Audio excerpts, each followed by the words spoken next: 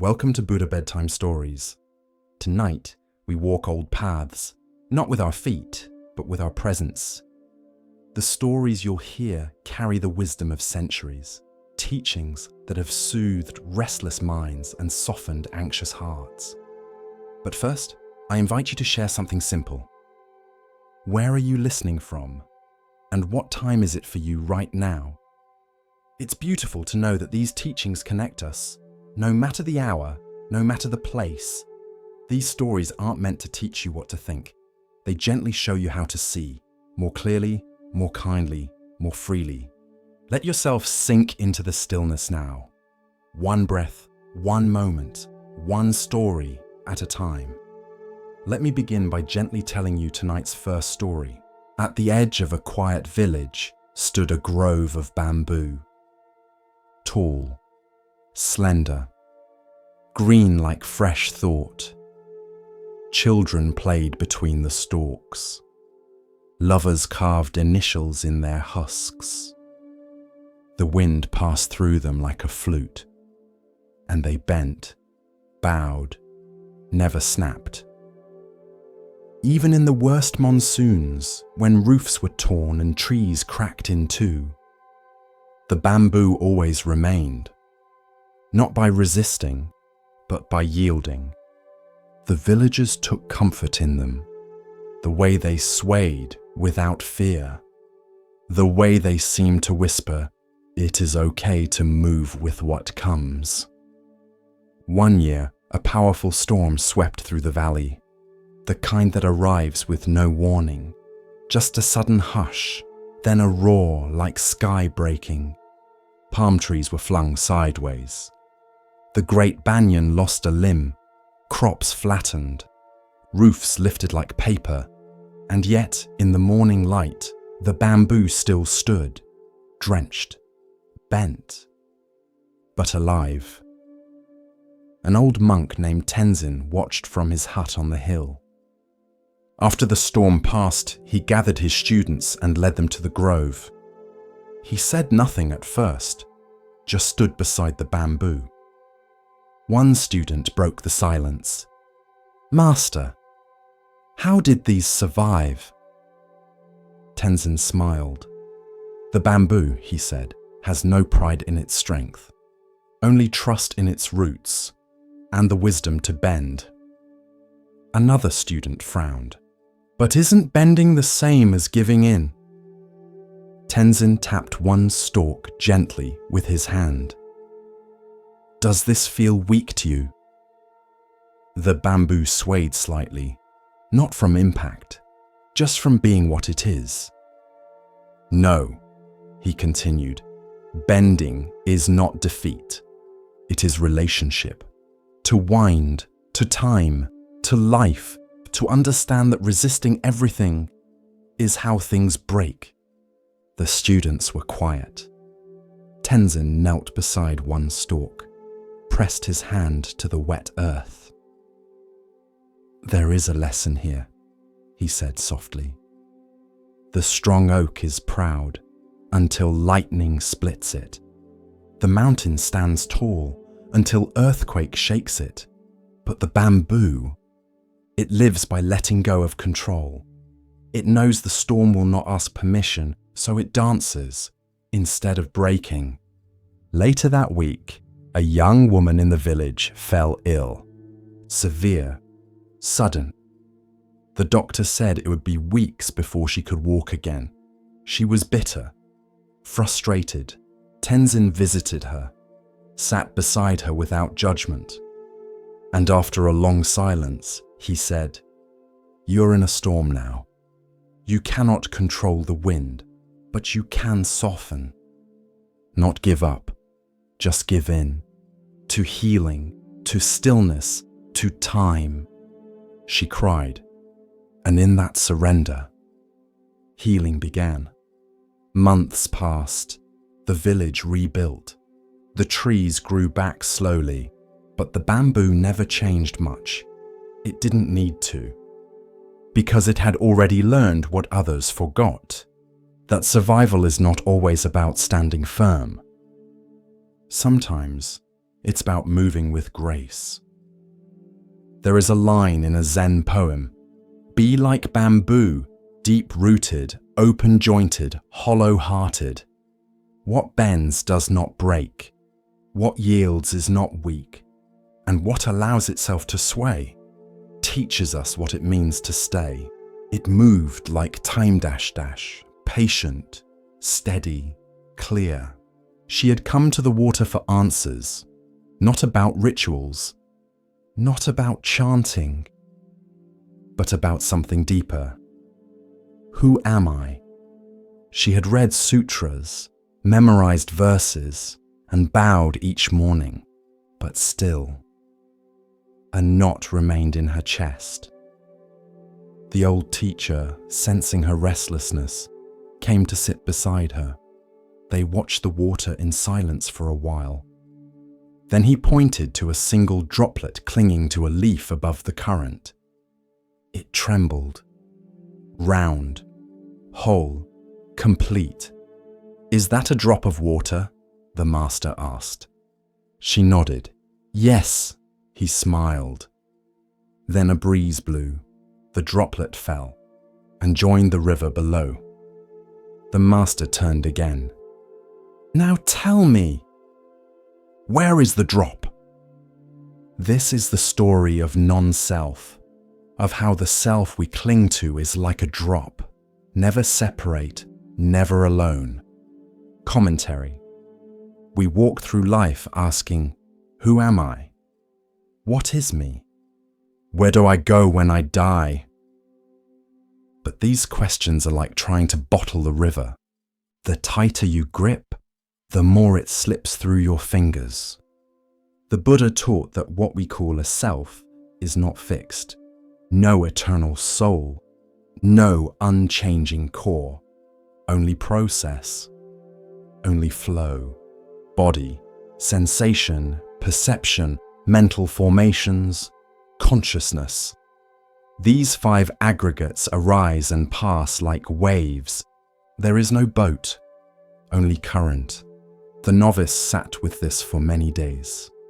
She stared at her reflection in the water, noticing how it changed when the wind blew, how it vanished when a stone was thrown, how it returned when the ripples faded. Was the reflection real? Yes. Was it solid? So too with the self. We exist, but not as a thing, as a movement, a flame, not a statue, a song, not a stone. One night the novice had a dream. She stood before a vast river. She cupped water in her hands, holding it close, but it began to spill, to slip between her fingers, to return to the source. In the dream, she let it go and wept, not from sadness, but relief, because in letting go of the drop, she felt the whole river. When she woke, she wrote a single line in her journal. "I am not a drop in the river, I am the river in a drop." This is the heart of rebirth too, not the soul traveling from body to body, but conditions unfolding, like water taking many forms, cloud, rain, stream, mist, but always water. You are not this name, not this face, not even this mind. You are this moment, arising from countless causes and dissolving into new ones. When the master was old and dying, the novice, now a teacher, sat by his side. She asked him if he was afraid. He smiled faintly and said, "A drop returns to the river. How can it fear?" Then he closed his eyes and was gone. But the river kept flowing. So the next time you feel small or lost or alone, remember the drop and the river it was never truly apart from. The gates of Kapilavastu had not changed. They still stood tall and carved with symbols of victory, still flanked by soldiers in polished armor, still framed by the scent of sandalwood and rose water poured in offering. But the man walking toward them now was not the same prince who once slipped away into the dark, his silks folded neatly beside a sleeping child. He wore no crown, no jewelry, only the ochre robes of a wandering monk, faded by sun and softened by dust. His feet were bare, his hands folded around a simple begging bowl. And though the guards stiffened at the sight of him, there was something in his stillness, his presence, that made them hesitate. "Is that?" one whispered. But the other could not answer, for it had been nearly 7 years since Prince Siddhartha vanished into the forest. 7 years since the kingdom was draped in grief and silence, since King Suddhodana walked the palace gardens alone, since Yasodhara raised their son Rahula beneath the weight of unanswered questions. Now the prince had returned, but not as a prince, not even as a man of the world. He returned as the Buddha, the awakened one. The message reached the palace like a whisper carried on wind. He has returned. In the great hall, King Suddhodana stood without speaking for a long time. Then, with deliberate steps, he left his throne. No guards followed him, no procession was summoned. He walked alone down the long stone corridor, past the memories carved into every wall. He found Siddhartha standing beneath the Bodhi tree that had been planted in the garden long ago.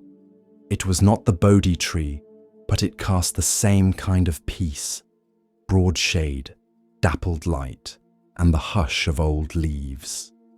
Father and son faced each other, one with hair white as ash and eyes heavy with time, the other with a shaven head and a face so calm it made the air feel still.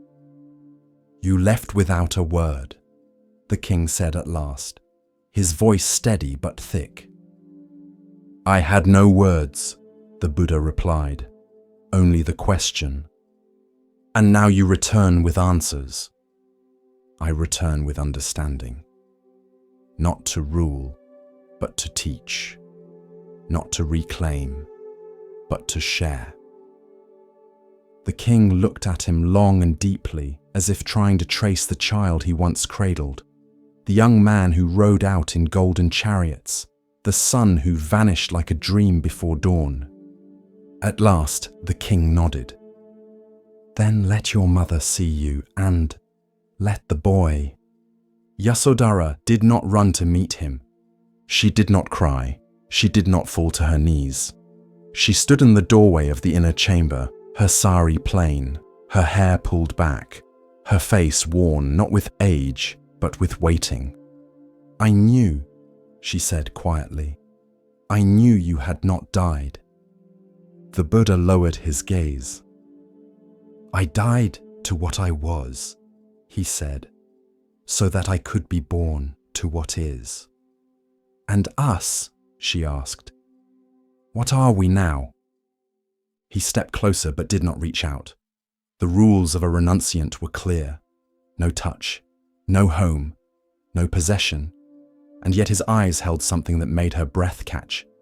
An ache, a reverence, a peace deeper than comfort. "I carry you with me," he said, "not in desire, but in truth. In knowing that even love must be freed from clinging to shine in full." Behind her, a boy's voice echoed through the hall. "Mother, who is it?" Rahula stepped into the light.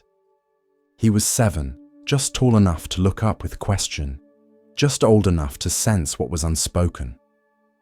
His eyes, so like his father's, widened as he saw the man in robes.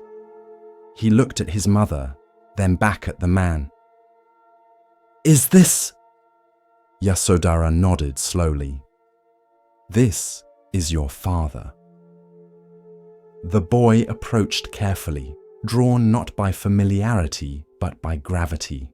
The Buddha knelt, bringing his eyes level with the child's. Rahula looked at the robes, at the bowl, at the bare feet, dusty and calloused. "You are a king," the boy said. "I was," the Buddha replied, "but everyone says you will always be a king.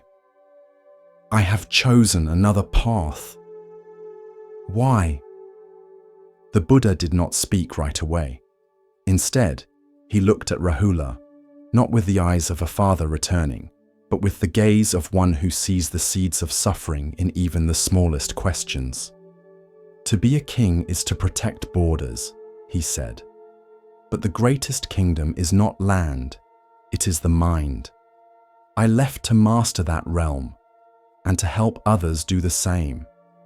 Rahula stared at him, then reached out, tentatively, silently, and touched the bowl in his father's hands. "Are you hungry?" "I eat only what is given freely." The boy blinked. "I'll give." The next morning, as sunlight touched the eastern gate, the people of Kapilavastu gathered in the streets. They had heard. They had whispered. Some had doubted. Others had hoped. Now they saw. The Buddha walked barefoot through the city with his disciples behind him, his bowl held gently, his eyes neither lifted in pride nor lowered in shame, just present. And beside him, a small boy walked, his steps careful, his face solemn. "Who is that?" people whispered. "That is his son," someone said. "That is Rahula." When the procession reached the palace gates again, Rahula turned to his mother. "I want to go with him," he said. Yasodhara's heart trembled. "You are still young," she whispered. "You have not seen the world." "But I have seen him," Rahula said, "and he is the world." She knelt and held his face in her hands, kissed his forehead, and let him go, not out of abandonment, but out of trust. Rahula turned to his father. "Teach me." That night, under a canopy of stars, the Buddha gave his son the precepts. A child novice, a seeker born not of blood, but of choice. He named him Rahula, not in casual use, but in truth. Fetter. For that is what the boy had been once, a golden chain pulling at his heart. But now the chain had turned to light. Not attachment, but connection. Not weight, but legacy. The Buddha looked at his son as he slept beside the fire, curled in a robe too big, holding a wooden begging bowl like a treasure. And for a moment, the silence was not empty. It was full. Years later, Rahula would become a monk in full, respected for his insight and restraint. He would ask deep questions and receive answers not as a prince's son, but as a seeker in his own right. But none would forget that first night. When the Buddha returned, not with chariots, but with calm, not to rule, but to gaze into his son's eyes, and say, without speaking, "I left so you would not inherit illusion. I returned so you could choose the truth." And in that silent gaze was everything a father could offer and everything a seeker could need. As we continue our journey through the wisdom of Zen Buddhism, let us turn to a tale about recognition and the true nature of worth. This is the next story. He sat at the back of the community hall, near the exit. Not hiding, just watching. The others talked, laughed, poured coffee from large silver thermoses and passed around paper cookies from supermarket trays. But he didn't move, didn't smile, didn't speak. just watched. His name was Curtis. Army jacket, grey beard, hands that twitched slightly even when still. He had come to the meditation group because his VA counselor suggested it. "You don't have to talk," she said. "Just show up." So he did, and for 6 weeks, he said nothing. But he returned. Same chair, same silence, same eyes that carried too many memories to speak aloud. The teacher never pressed, a woman in her 50s with a quiet strength. She guided them through breath awareness, walking meditations, and loving kindness phrases that sometimes made people cry without knowing why. Curtis never joined the group circle, never chanted, but he always listened. This is not a story about what was said. It's a story about the space that held what could not be said. One evening, during a guided meditation, the teacher said, "Imagine someone you've never forgiven. Now imagine letting go, not for them, but for your own peace." Curtis's jaw clenched. His breathing grew sharp. Then it softened. After the session, he didn't leave right away. He walked slowly to the window, looked out at the parking lot lights reflected in puddles, and whispered, "I used to listen for footsteps every night." The teacher said nothing, just turned to stand beside him. Curtis continued, eyes still out the window. "In Iraq, we slept light. One sound, just one, meant someone might die. When I came home, the silence felt louder than the gunfire." She nodded, not with pity, but with understanding. "The breath," she said softly, "is where the past visits, but does not have to stay." Curtis nodded once, not to agree, but to acknowledge. In Buddhism, there's a concept called the middle way. Not indulgence, not denial, just being with what is without running or pushing. Curtis didn't heal overnight. There was no miracle. But he started walking more, started breathing deeper, started sitting with his pain instead of being swallowed by it. And slowly, the silence became less sharp. One night after the group had left, he stayed behind. He rolled up the mats, wiped the floor with quiet care, turned off the lights, and before he left, he bowed. No one saw it, no one needed to. There's a koan that says, "Show me your original face, the one you had before the world told you who to be." Curtis was learning to meet that face again. Not as a soldier, not as a broken man, but as someone who could sit with sorrow without becoming it. One evening, a new veteran came to the group. Stiff posture, uneasy eyes. Curtis noticed. After the session, he walked over and offered a single sentence. "Don't worry, you don't have to say anything." Then he sat down beside him, and they watched the rain together. Healing isn't loud. It's not sudden. Sometimes it sounds like silence learning to be gentle. One morning, as the temple bell echoed over the hills, a feather drifted across the gravel path. Software white, weightless. It twisted in the breeze, rising, falling, then gliding gently down near the feet of an old monk named Shiro. He stopped mid-step, not because the feather blocked his way, but because he had learned that even the smallest interruption might carry a lesson. He bent down, lifted it with 2 fingers, and held it up to the light. It was a simple thing, delicate, almost nothing, and yet it had travelled, from some distant bird, perhaps one flying over the valley, or shaken loose in a morning preen.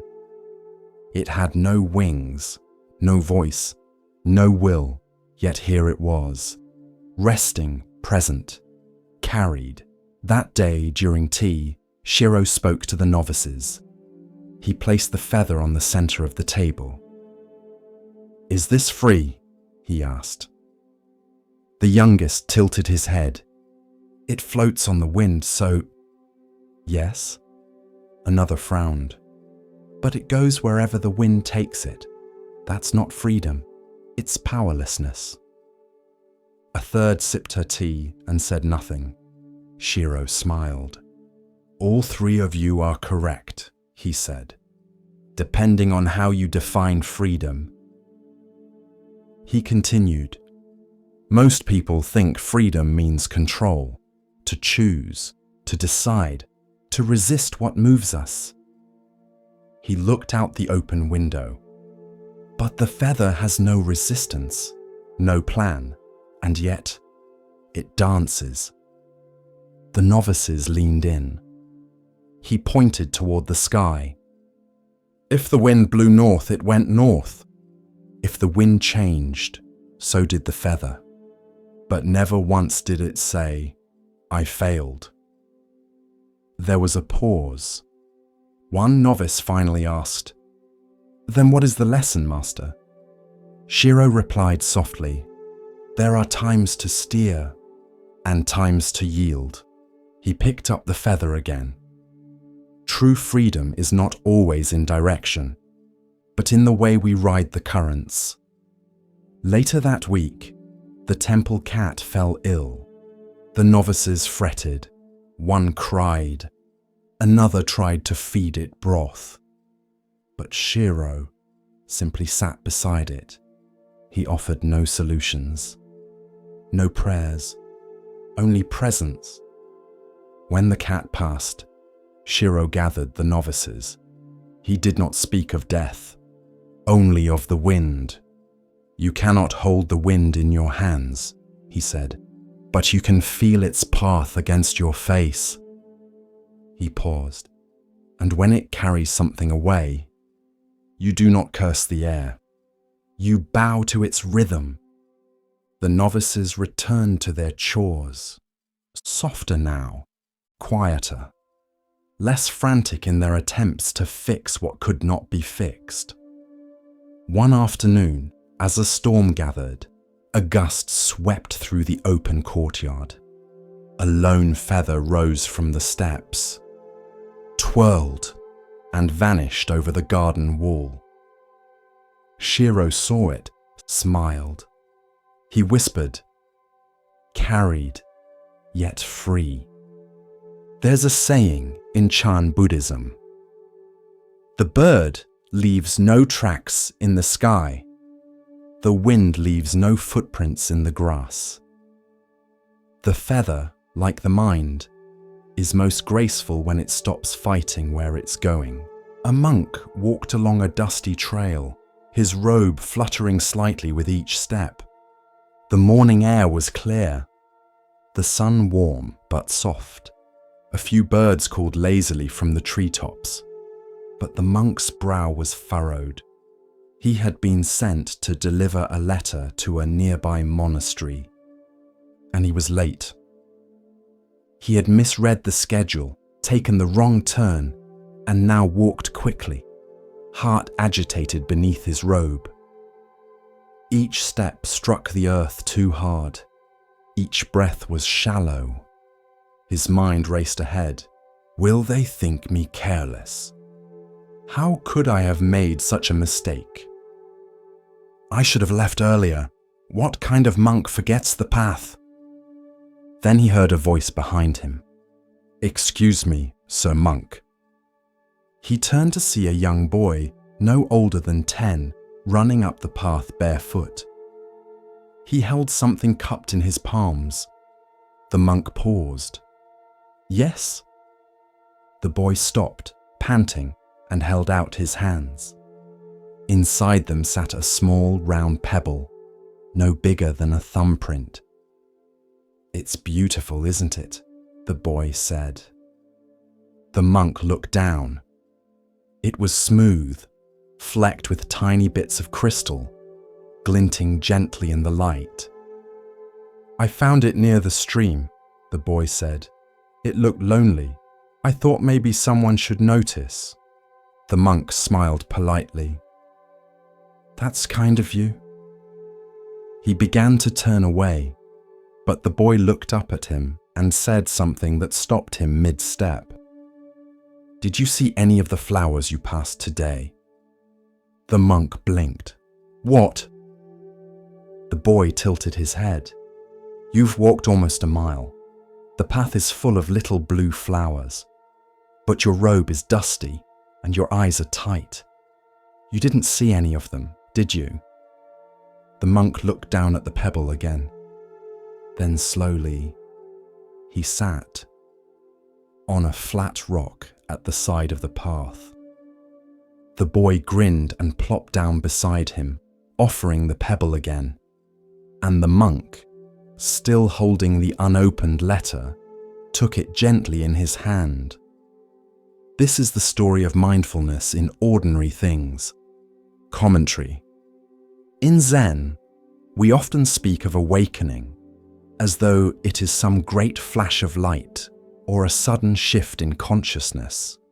But often, awakening is small, like noticing a flower you've walked past for weeks, or hearing the sound of your own breath after a hard day, or holding a pebble that simply is. The monk had been walking as if his destination were the only thing that mattered. His hurry had made him blind. Not because he lacked wisdom, but because he had left the present moment behind in favor of imagined shame and future apologies. The boy, with no training and no robe, was more awake than he, not because he had studied sutras, but because he saw what was in front of him, and he shared it. There's a Zen phrase: "The miracle is not to walk on water, but to walk on the earth."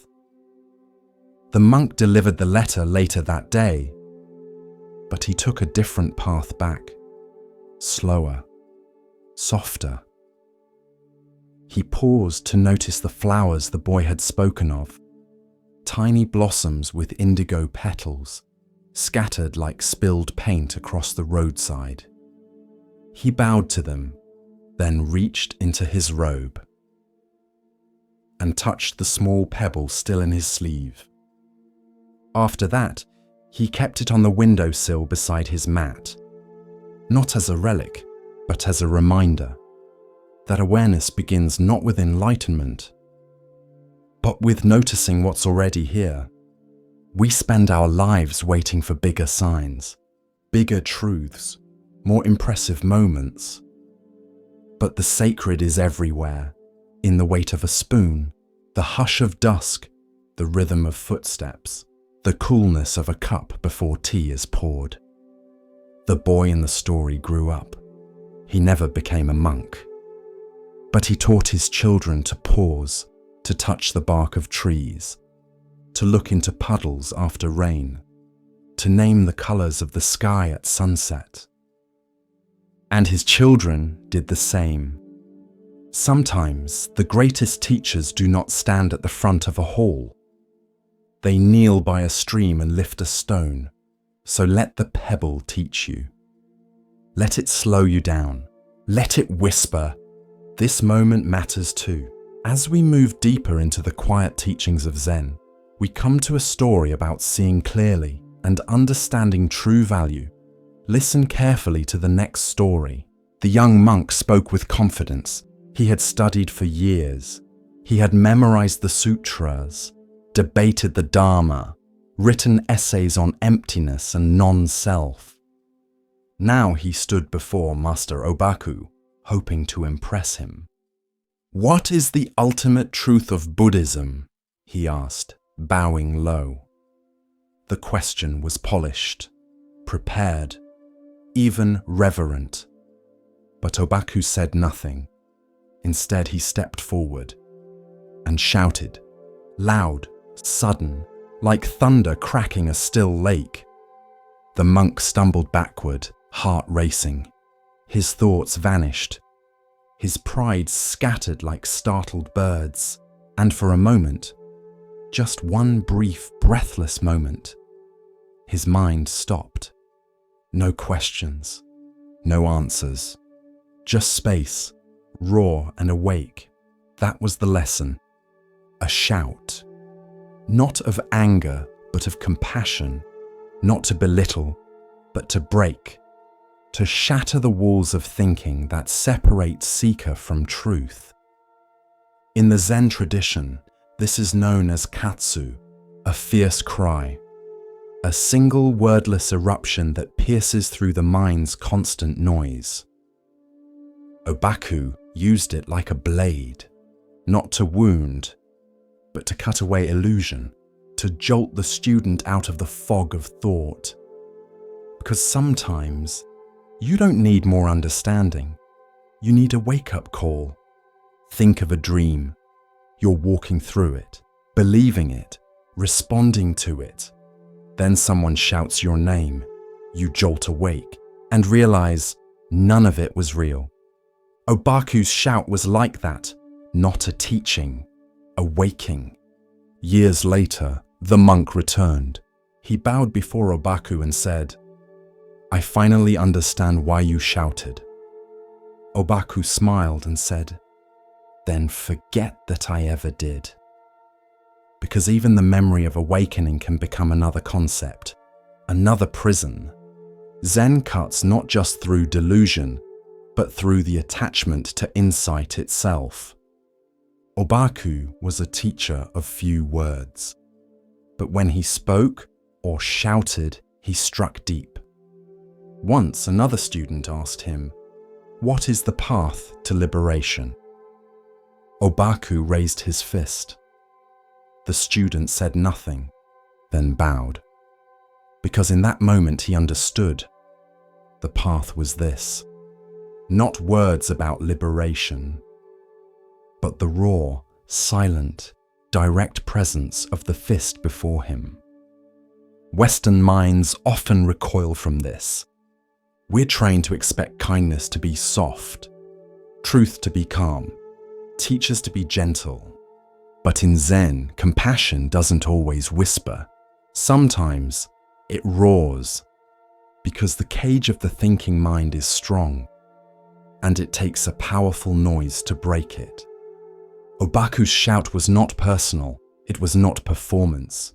It was pure action, free from hesitation, free from agenda. A sound that came from no self, and landed in the heart like a bell. Another story is told. A monk was dozing off during meditation. Obaku walked behind him, raised his staff, and struck the ground beside him, hard. The monk jolted upright, eyes wide. The master said only, "If you sleep through life, you will dream of Zen, but never wake to it." The monk bowed. He never fell asleep in the hall again. These moments are not cruel. They are kindness without comfort, because comfort can lull us into dreaming. But Zen is the practice of waking, again and again, until waking becomes your natural state, until presence is all you need. Imagine someone drowning in shallow water. You don't throw them a book about swimming. You pull them up, sometimes roughly, but always with love. That is Obaku's shout, a hand reaching through illusion, grabbing you by the robe and saying, "Wake up." Commentary. Not all teachings arrive gently. Some arrive like a storm, like cold water to the face, like a sound so loud it shakes the thoughts out of your spine. Because truth is not fragile. It doesn't need to be whispered. It just needs to be heard. And often the most compassionate thing a teacher can do is stop trying to explain and simply interrupt. Interrupt the story. Interrupt the me. Interrupt the years of polite ego dressed up as spirituality. Obaku knew this. He wasn't teaching Buddhism, he was teaching freedom. And sometimes freedom begins not with understanding, but with a single sharp, sacred shout. If you walk away from Zen with nothing but quotes, you've missed it. If you remember the stories but never felt the cut, you're still dreaming. But if something within you, some soft center you didn't know you had, felt this story not as words, but as thunder, then maybe, just maybe, you've begun to wake up. He never spoke a word, not to the monks, not to the villagers, not even when invited to tea by the abbot himself. He simply bowed and walked and bowed again. They called him the silent pilgrim. He had no belongings except a small cloth bag and thick wooden sandals worn smooth from years on the road. His face was weathered by wind and sun. His back slightly bent, not from age, but from reverence. Because every third step, he stopped, placed his palms together, and bowed to the earth. Step, step, bow. Step, step, bow. He traveled like this for hundreds of miles, through rice paddies and dusty plains, through mountain passes and city streets, through cold rain, sharp sun, and falling snow. He never begged, never asked, never preached, only bowed. When he reached the gates of a remote temple high in the hills, a monk ran inside to announce, "The pilgrim has come." Curious, the monks gathered. Some stood with folded arms. Others watched from the steps. One scoffed, "What is this? A show?" Another whispered, "Surely he must be seeking merit or praise." But the abbot only smiled. "Wait. Watch." The pilgrim reached the stone path before the temple gate. Step, step, bow. His palms touched the gravel. His forehead met the earth. He rose slowly and continued. All morning he bowed up the path. By noon he had reached the courtyard. The air was silent, except for the soft crunch of gravel and the long breath between bows. Step, step, bow. By evening, he reached the base of the temple steps. He did not climb them. Instead, he bowed once more, then turned, and began his journey down the mountain. Step, step, bow. The monks were stunned. He never entered. He never asked to stay. He came all this way just to bow. The abbot nodded. And in bowing, he entered more deeply than any of us. This is the story of wordless devotion, of practice not performed, but lived in the marrow of each step. Commentary. In the West, we often think wisdom must be spoken. That truth arrives in grand lectures, eloquent teachings, powerful arguments. But sometimes the greatest teachings are silent. The silent pilgrim did not explain his path. He became it. With each bow, he gave himself to the moment, to humility, to gratitude, to presence. He bowed not to worship the earth, but to remember he belonged to it. In Buddhism, we bow not out of subservience. We bow to let go of the self, to surrender ego, to honor interbeing. The sky does not rise without the sun. The tree does not grow without the soil. You do not breathe without the generosity of everything around you. To bow is to remember that. The pilgrim didn't need a teacher. Every grain of dust was his teacher.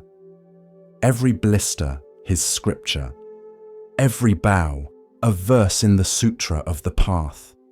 He asked for nothing, judged no one, corrected no teachings. He gave only his body, his time, his breath. That was his offering. That was his sermon. One monk, deeply moved, asked the abbot, "Should I walk like that? Bow like that?" The abbot said, "Not unless your heart is already bowing.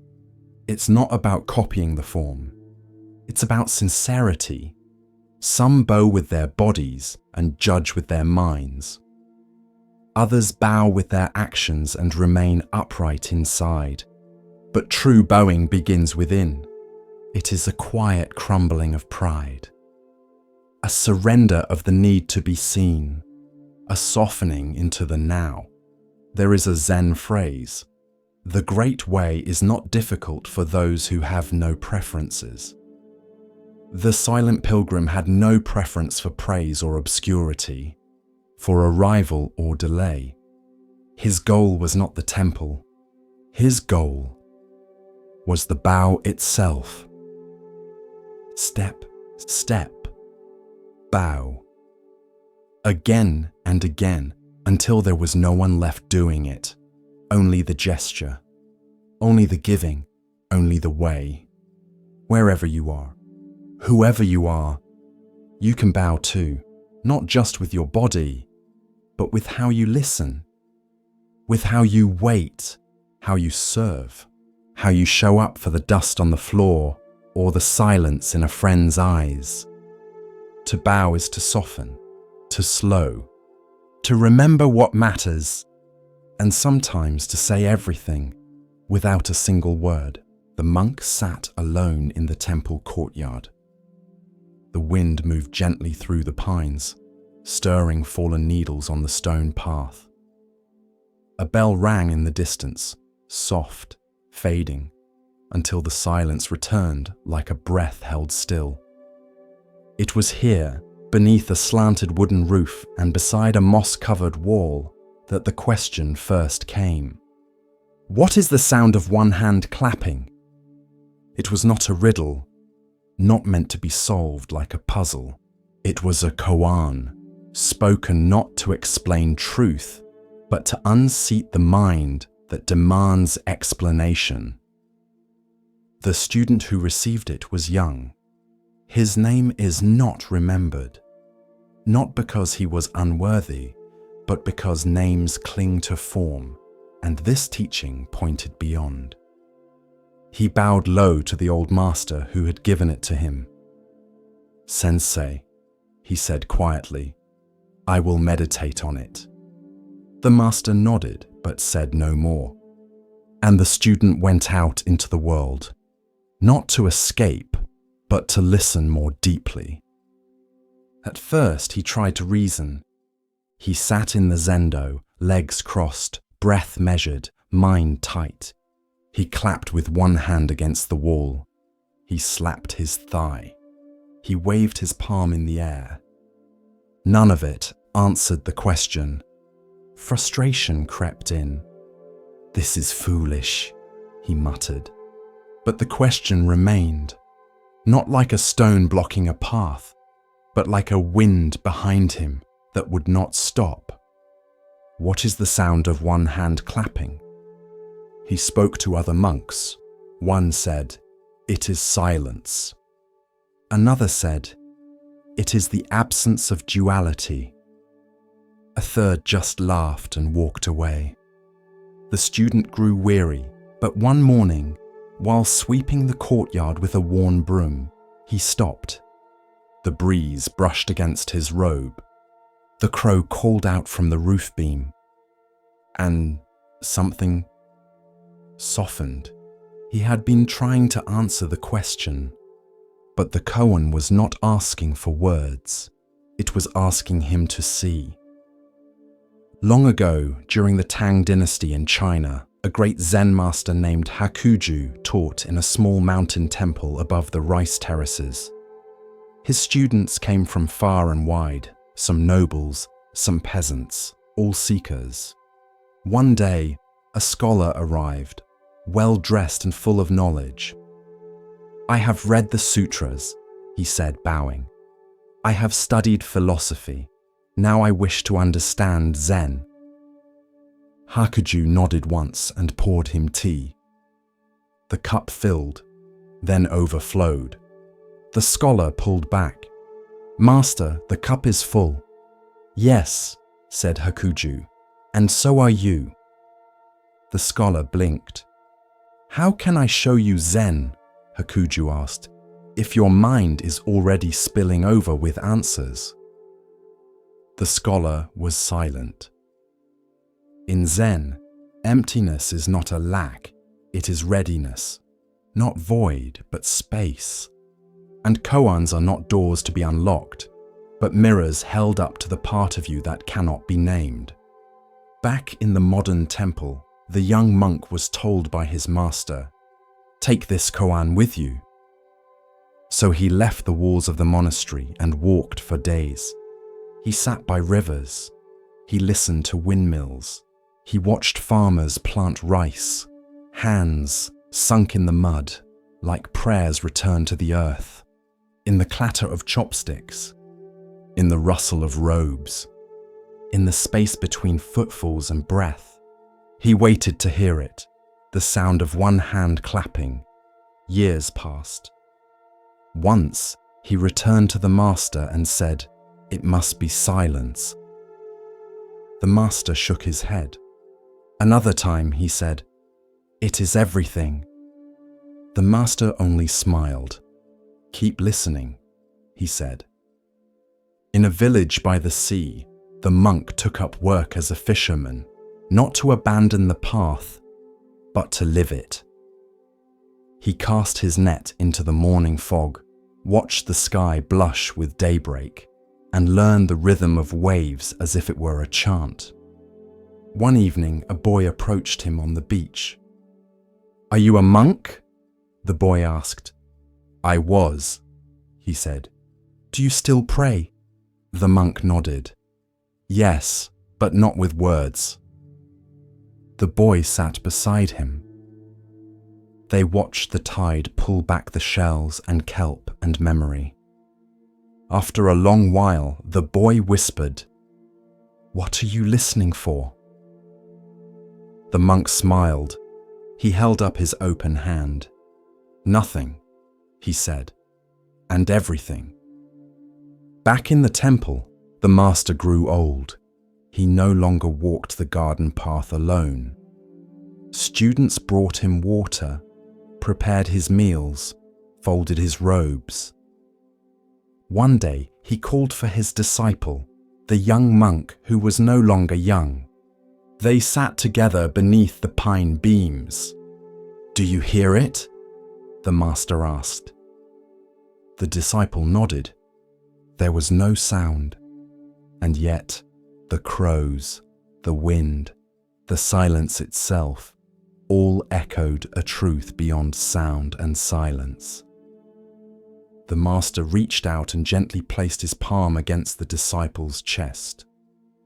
"Not here," he said, touching his head, "but here." And then he laughed, deep, full, warm as firelight. In Zen, the sound of one hand clapping is not meant to be heard with ears. It is the sound of the mind giving up its struggle, the sound of the ego ceasing to divide.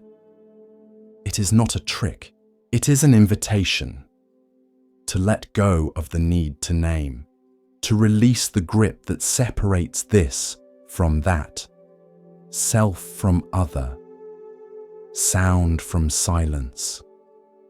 Years later, the disciple became a teacher. A student asked him, "What is the sound of one hand clapping?" And the teacher did not answer with words. He picked up a broom and swept the courtyard. He poured tea for his student.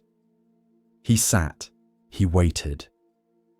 And the student listened. Zen does not aim to explain. It invites you to experience, to sit still enough that the need to explain dissolves. The sound of one hand clapping is not something you hear. It is something you become when you drop the illusion that there are two hands to begin with. No answer can give you that. Only awareness, only presence, only the quiet bravery to not know. And in that not knowing, you just might begin to hear. With each step on the Zen path, a new lesson unfolds. Now we turn to a story about recognition, of self, of others, and of what truly matters. Listen carefully to the next story. It was still dark when the monk lit the kitchen fire. Outside, the mountain air clung to the stones like breath not yet exhaled. Frost kissed the corners of the monastery walls, and the wind had not yet stirred the bell. But inside, the kitchen was alive. The Tenzo, the head cook, moved with quiet care. He chopped vegetables with reverence, washed rice as though touching the Dharma, boiled water like preparing an offering to the unseen. Not because guests were coming, not because someone was watching, but because every movement was practice. In Zen monasteries, the Tenzo is not just a cook. He is a teacher, a practitioner, a guardian of presence. His role is not low, it is sacred, because Zen does not draw lines between spiritual and ordinary. It dissolves them, and what remains is just this moment. And this moment includes rice. The great Zen master Dogen once wrote a full text on this, instructions for the Tenzo.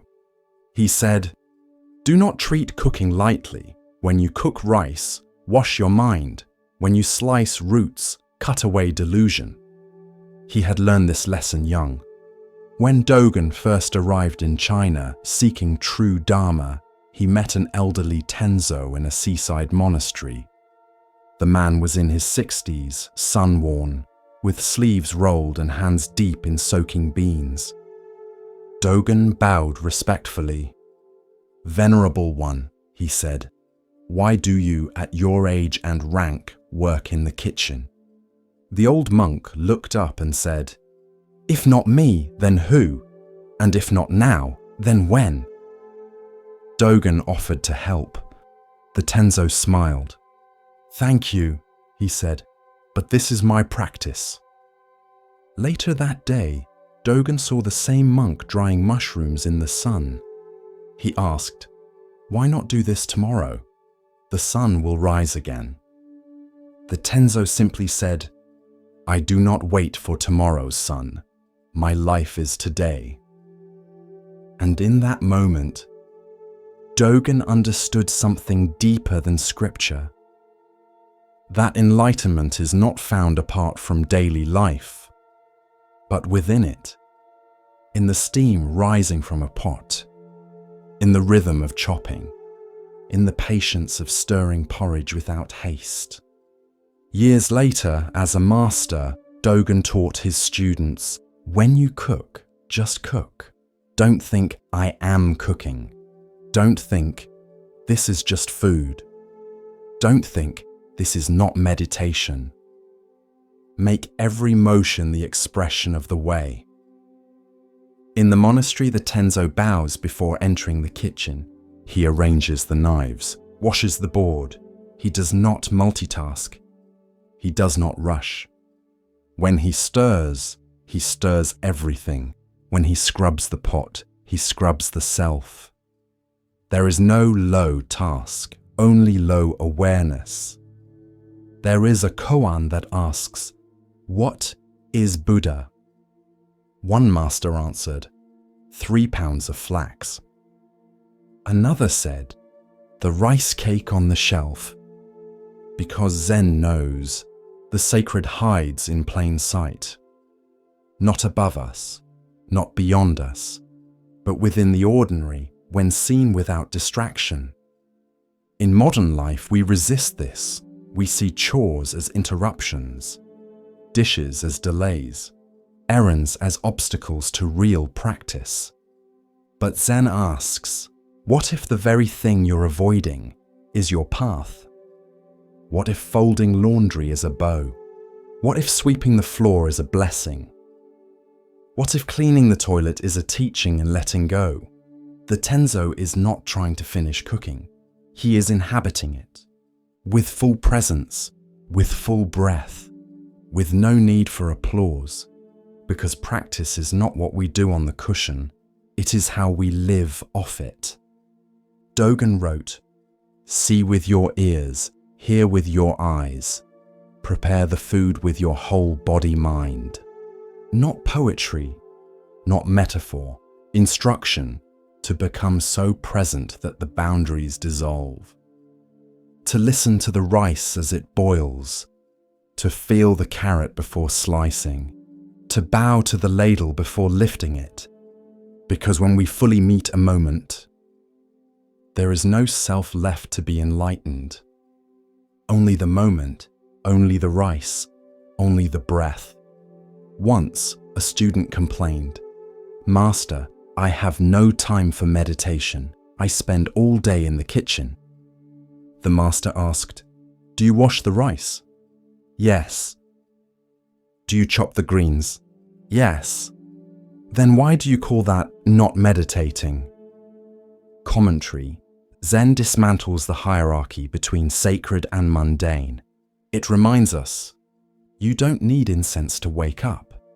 You don't need chants to be present. You need rice and a spoon, and the willingness to give yourself to both without resistance. If you're waiting for your life to get quieter before you practice, you may wait forever.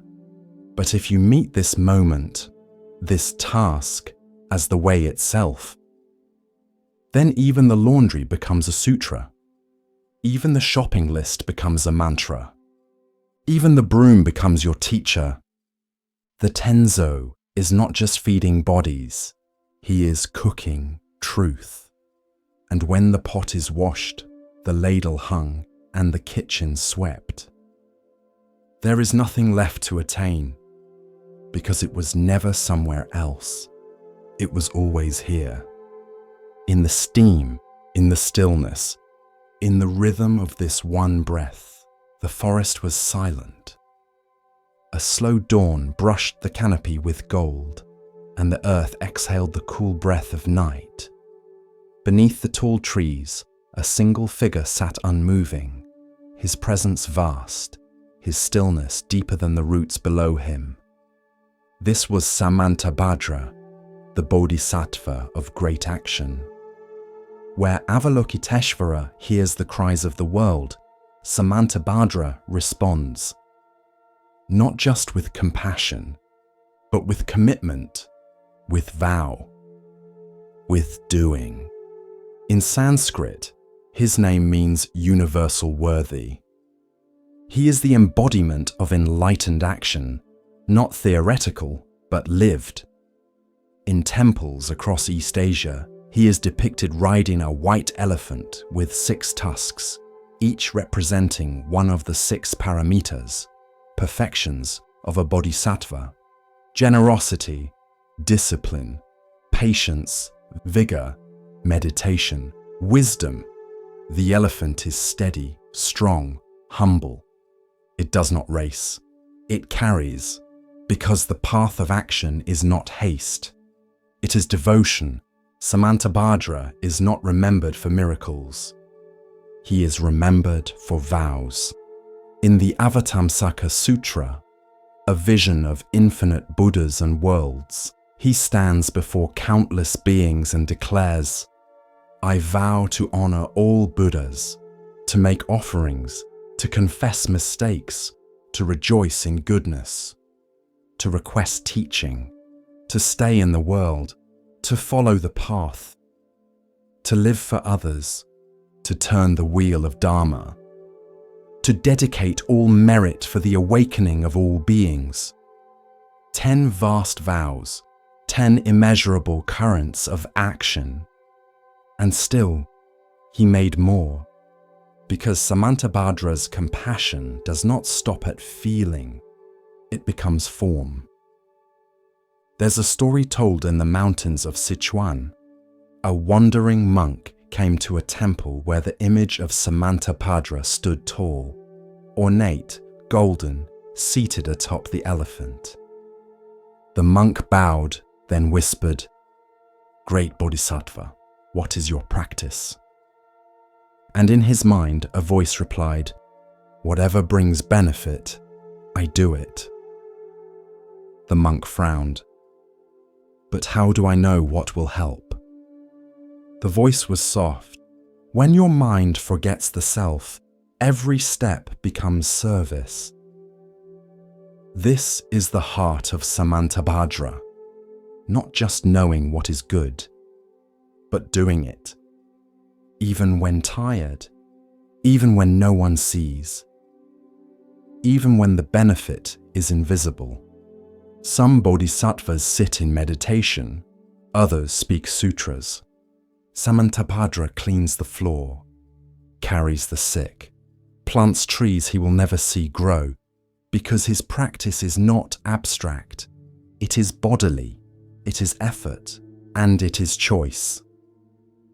In the West, we often associate wisdom with silence, stillness, detachment. But Mahayana Buddhism offers a different view. That wisdom and action are not separate. That the awakened mind moves, not compulsively, but naturally, like water down a mountain. Samantabhadra teaches, if you bow, bow completely. If you eat, eat with gratitude. If you work, work with your whole body. If you vow, live the vow. A novice once asked a Zen master, "What is the most advanced form of practice?" The master pointed to the broom, then to the rice pot, then to the novice's own worn sandals. "Whatever needs doing," he said, "do it completely." In this way, Samantabhadra is not lofty. He is practical. He does not ask you to fly. He asks you to stay grounded and keep going, to help even one being, to smile even once for someone who is suffering, to remember that in a single action, sweeping, bowing, cooking, there can be immeasurable merit when done with a mind of service. There's a teaching. A bodhisattva never asks, "Will this be noticed?" A bodhisattva asks, "Does this help?" In modern life, we are busy. We're taught to measure action by its results, but Samantabhadra teaches boundless action, where the result is not yours to keep, where the act itself is enough, where planting a seed you'll never see flower is not foolish, it is sacred. Commentary. Samantabhadra is not a figure on a pedestal. He is a mirror. He shows us that enlightenment is not an escape from the world. It is a return to it, fully awake, with sleeves rolled, with hands open, with vows not recited but lived. The white elephant is not fast, but it is strong. It does not seek applause. It just walks, one foot after the other, one act after the next, and the bodhisattva upon it smiles. Because every breath is part of the vow. To follow Samantabhadra is not to be perfect. It is to be willing, to step forward, to show up, to fall down and vow again. Because the path is long, but every step walked in service becomes joy. There was once a young monk who feared change. He feared the end of things, the falling of leaves, the fading of youth, the loss of voices he loved. Every impermanence felt like a theft. And though he studied the teachings, sat each morning in silence, recited the truths of anicca, still, his heart gripped what it knew. One day, he sat with his teacher beneath the open sky. The wind was gentle. The air smelled of dry grass and pine. Above them, clouds drifted, vast and slow, casting soft shadows across the stone. The teacher pointed upward and said, "Look, what do you see?" The monk replied, "A cloud." The teacher nodded. "Now keep watching." They sat for a long while. Minutes passed. Then hours. The cloud changed shape. Then shape again. Then thinned and vanished. The monk frowned. "It's gone." The teacher smiled. "Number only its shape is gone. Its water is still in the sky, or falling as rain, or becoming mist. It hasn't ended, only transformed." The monk was silent, and something inside him softened. This is the story of impermanence, and the truth that beyond all change, there is a space that never breaks. Commentary. We fear change because we identify with form. We think, "I am this body. I am this name. I am this role, this relationship, this belief." And when those dissolve, we feel ourselves dissolve. But the Buddha taught, all compounded things are impermanent. All form changes, but emptiness remains. Emptiness is not void. It is spaciousness, the sky that holds all clouds without being touched by them. The nature of mind is like that. Thoughts arise like weather, bright, stormy, dense, scattered, but the awareness that sees them, it remains untouched, unshaken, vast. When you cry, the sky is not wet. When you laugh, the sky does not echo. And when the self seems to break apart, the sky simply watches. The young monk began to observe things differently. When a flower wilted, he did not mourn its death. He saw its petals return to soil, its stem feed the ants, its color fade into memory. He saw its life ripple onward. He came to understand that nothing truly ends. The cloud becomes rain, the rain becomes river, the river becomes mist, the mist becomes cloud again. So too with us. What we call a self is a cloud, shifting, dancing, dissolving, but never disappearing. And behind it all, the sky waits, not as a place, but as a metaphor for mind, open, unchanging, whole.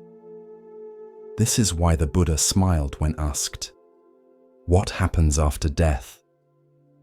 He did not rush to answer, because the question clings to form, and the truth cannot be grasped like a stone. It can only be realized. Like seeing the sky for the first time after years of watching only clouds. The monk later wrote, "My thoughts are not me. My name is not me. I am the space between all that comes and goes." This is not to say life has no meaning. On the contrary, its beauty lies in its movement. Because clouds are only beautiful because they change, and love is precious because it cannot be frozen. So when you feel yourself clinging to a moment, to a face, to a version of yourself long gone, pause, look up, and remember, you are the sky. Everything else is passing weather. As our exploration of Zen Buddhism deepens, let us listen to a story that reveals how true worth is often overlooked. Here starts the next story. The sun shimmered over the canopy of an ancient forest, casting dappled light onto the wide, glistening river that snaked through its heart. The air was rich with the scent of ripe fruit and warm leaves. Birds called lazily from the branches, and deep in this green sanctuary, there lived a great band of monkeys, free, agile, unafraid. They were led by a king, not crowned with gold nor seated on a throne, but known by every heart in the jungle as a being of rare strength, deep wisdom, and boundless love. He was the Buddha in a past life, and his name was whispered with reverence among the trees, Mahakapi, the great monkey king. The troop followed him not out of fear, but from trust. He chose the ripest fruit for the weakest among them. He led them across rivers in flood. He taught the young how to leap, and the old how to rest. And when predators stalked the forest floor, he stood between his people and the teeth of death. But even such noble creatures cannot stay hidden from the eyes of kings. Far downstream, where the river widened and palace walls gleamed under the sun, there lived a human king. He was wealthy, powerful, and restless. One morning, while drinking sweet water from a golden cup, he bit into a mango unlike any he had tasted. Its flesh was fragrant, smooth, almost glowing. He turned to his servants, astonished. "Where did this come from?" he demanded. A trembling servant bowed low. "From the northern forest, Your Majesty. It was carried by the river."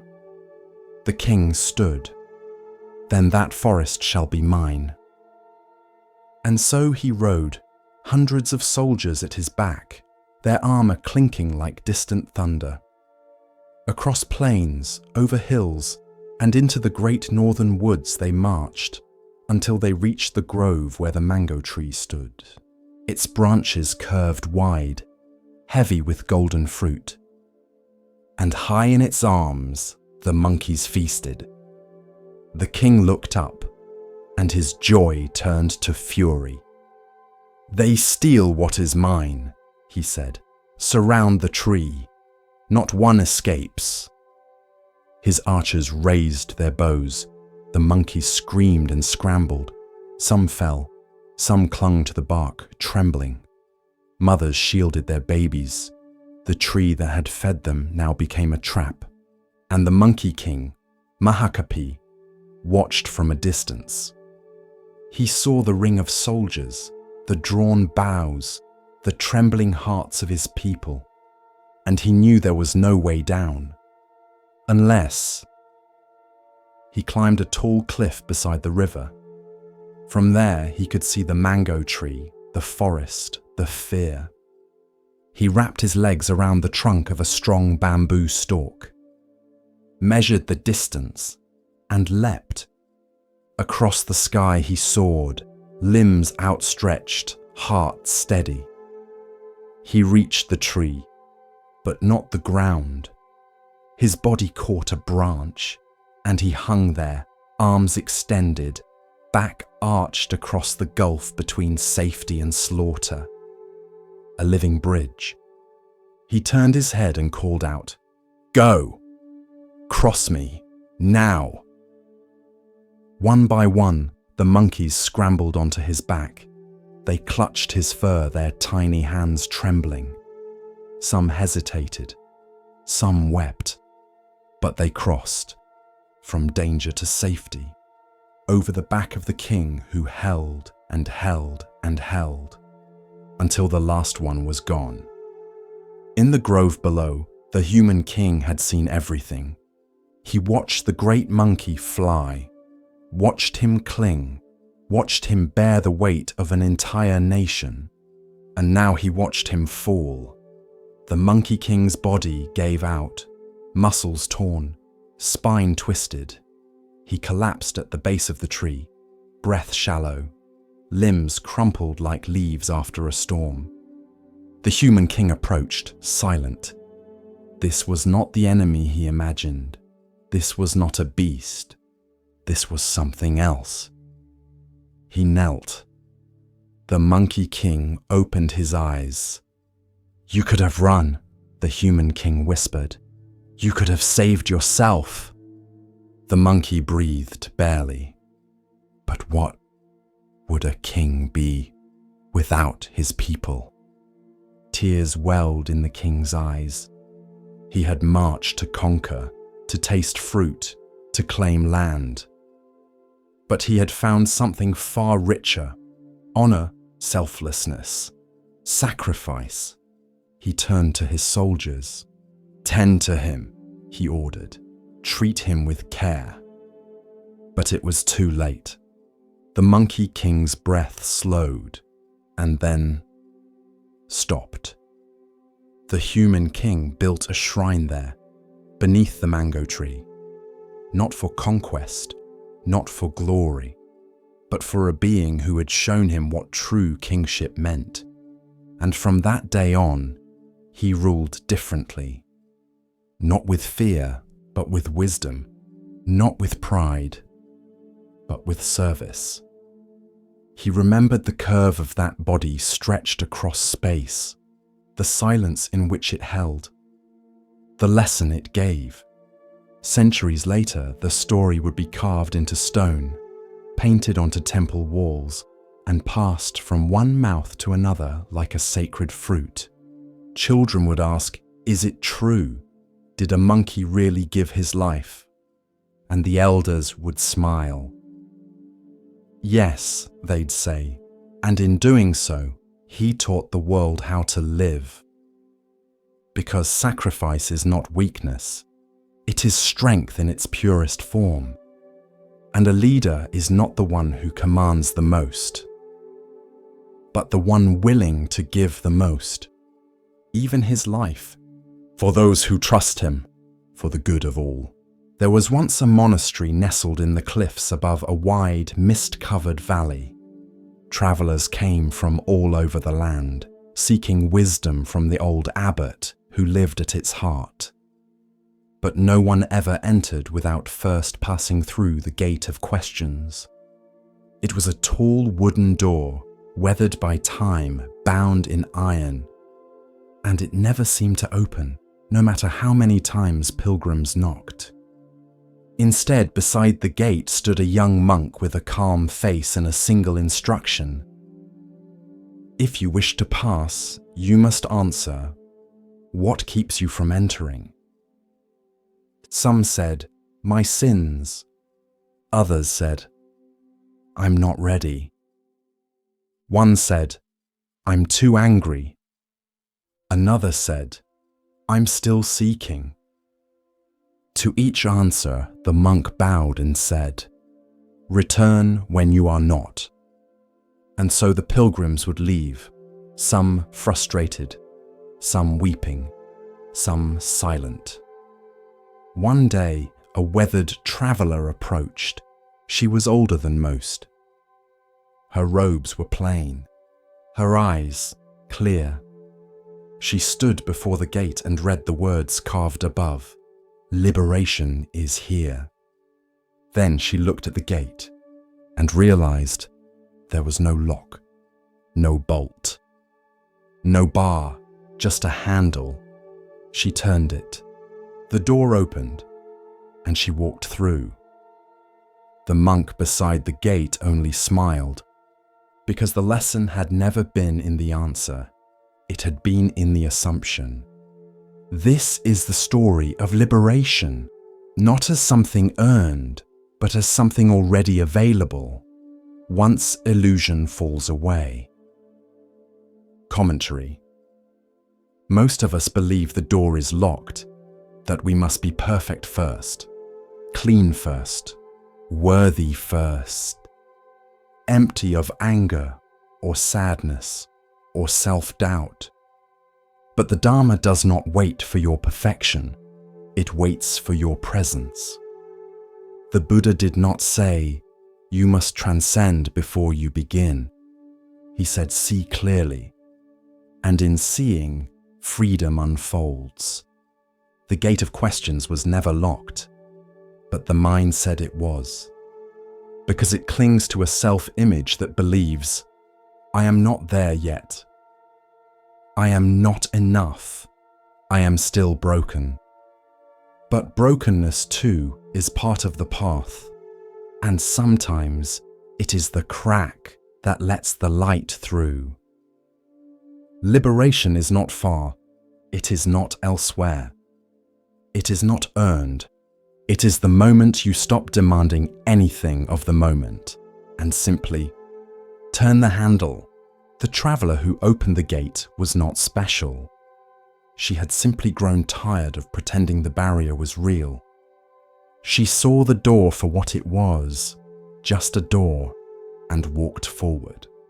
The monks say the abbot greeted her without words, only a bow, because no celebration is needed for one who sees the obvious. This story is often told to new students when they first enter training. Some smile, some frown, but a few immediately stand up and walk to the edge of the room to check if the door is locked. And when it opens easily, you can always hear the soft laughter of awakening. So if you find yourself waiting for permission, waiting for a sign, waiting to be good enough to begin, ask, what if the door was never locked? What if I only needed to reach for it? And if your hand trembles, that's all right. Just turn the handle. The Dharma is not waiting behind it. The Dharma is the act of reaching. There was once a tree that stood just beyond the monastery walls, a tall maple. Its leaves flamed gold each autumn, spilling light into the courtyard like scattered coins. Monks often paused beneath it, bowing to its stillness, especially when the season turned. One afternoon in early autumn, a young novice sat beneath the tree troubled. His master had given him a koan to meditate on. What do you cling to that no longer lives? He had meditated, chanted, even fasted, but the answer would not come. That day, the wind had begun its long conversation with the branches. A single leaf, amber at the edges, twirled down, landed softly in the novice's lap. He stared at it. Fragile, veined, no longer green, still beautiful, but no longer living. The tree gave no sign of loss. No grief, no clinging, only release. Another leaf drifted down, then another. The novice looked up. The tree was letting go of what had once been its crowning glory. Not with sorrow, but with grace. Later, he spoke with his master. Why does the tree drop what once gave it life? The master replied, because it trusts the cycle. It knows spring will come again. It makes room by releasing. The novice thought of the things he had held too tightly, a grudge from a harsh word, a dream that had withered, an idea of who he should become. He returned to the tree the next day, sat beneath it again. This time, when a leaf fell into his hand, he whispered, "Thank you," and let it go. That night, he wrote in his journal, "Letting go is not loss, it is returning." As the days grew colder, the tree became bare. Some monks said it looked lonely, exposed, but the novice saw strength in that nakedness, a kind of quiet surrender. It was not clinging to what had passed. It was preparing for what would come. Winter arrived. Snow dusted the monastery roofs. The tree stood still, unmoving, uncovered, unconcerned. Months passed, and then one morning in spring, the novice awoke to find tiny buds on the tree's limbs, software green, new. He smiled and understood at last. What we release returns, but only when we've stopped grasping. There is a phrase in Buddhist teaching, you can't receive with a closed hand. The tree had shown this truth. Letting go is not the end. It is the opening. Continuing along the path of Zen insight, we pause now to hear a teaching about perception and hidden value. Listen carefully to the next story. The sun hung low over the fields, casting long golden shadows across the dry earth. At the edge of a quiet village, 2 mango trees stood side by side. One was tall and strong, its branches heavy with fruit. Its golden mangoes glowed in the light, plump, sweet and fragrant. Children would stop and stare. Travelers paused to admire. Birds sang in its branches as if drawn to its beauty. The other tree was bare. Its bark was worn, its limbs crooked. It bore no fruit, and no one stopped beneath its shade. But this second tree, quiet, unnoticed, was the Buddha in one of his past lives. And this is the story of why he chose to remain fruitless, for the sake of something greater. Long ago, the land had been wild. The forest grew thick around a small monastery where a humble sage lived with his disciples. He taught them to observe closely, to see not just what was obvious, but what was true. One morning, while walking through the woods, the sage turned to his students and pointed at 2 saplings growing side by side. These trees, he said, were born at the same time, but they will live very different lives. The students blinked. They look the same, said one. The sage only smiled. Wait. And the years passed. The first tree grew fast. Its branches stretched wide. Its roots drank deep from the stream nearby. And when its first mangoes came, the villagers discovered them. Sweet as honey, smooth as silk. They came in crowds. Children climbed its limbs. Merchants took its fruit to sell in town. Goats rubbed their backs against its bark. Travelers broke its twigs for kindling. Even the birds, once gentle, began to peck at its flowers for their scent. And still, the tree gave, but over time it began to lean. A branch cracked under a child's foot. Its roots loosened from the trampling of cattle. The fruit became harder to grow, and some seasons it had none at all. Still, the people came. The second tree grew quietly. It bore no fruit. No children climbed it. No travelers plucked its leaves. Birds rested gently in its shade but never stayed long. The villagers ignored it, but its bark stayed smooth. Its roots grew deep. Its trunk remained upright and still. And it watched. One summer, the king of the region came to the forest on retreat. He set up camp near the fruiting tree. His cooks, servants, and soldiers lounged beneath its shade, praising its sweetness. Then one of the ministers said, "If this tree has served so well, why not cut it down? The wood would make fine furniture. The fruit is nearly gone, but its trunk could be carved into chairs for your throne room." The king, intrigued, gave the order. And the next day, the great fruiting mango tree was felled. Its branches snapped, its trunk cracked open.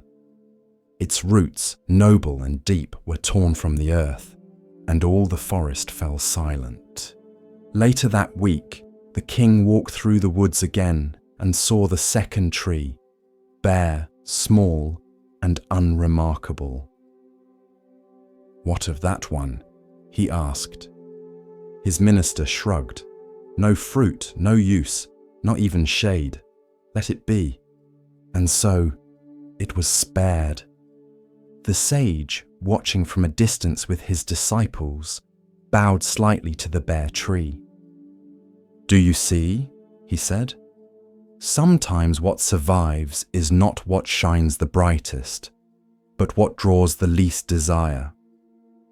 The disciples looked at him with puzzled eyes. "But Master, was the fruiting tree not noble? Was its generosity not good?" "Yes," the sage said gently. "It lived a life of service, and that is honorable." He looked toward the bare tree, but this one made a choice, a quiet choice.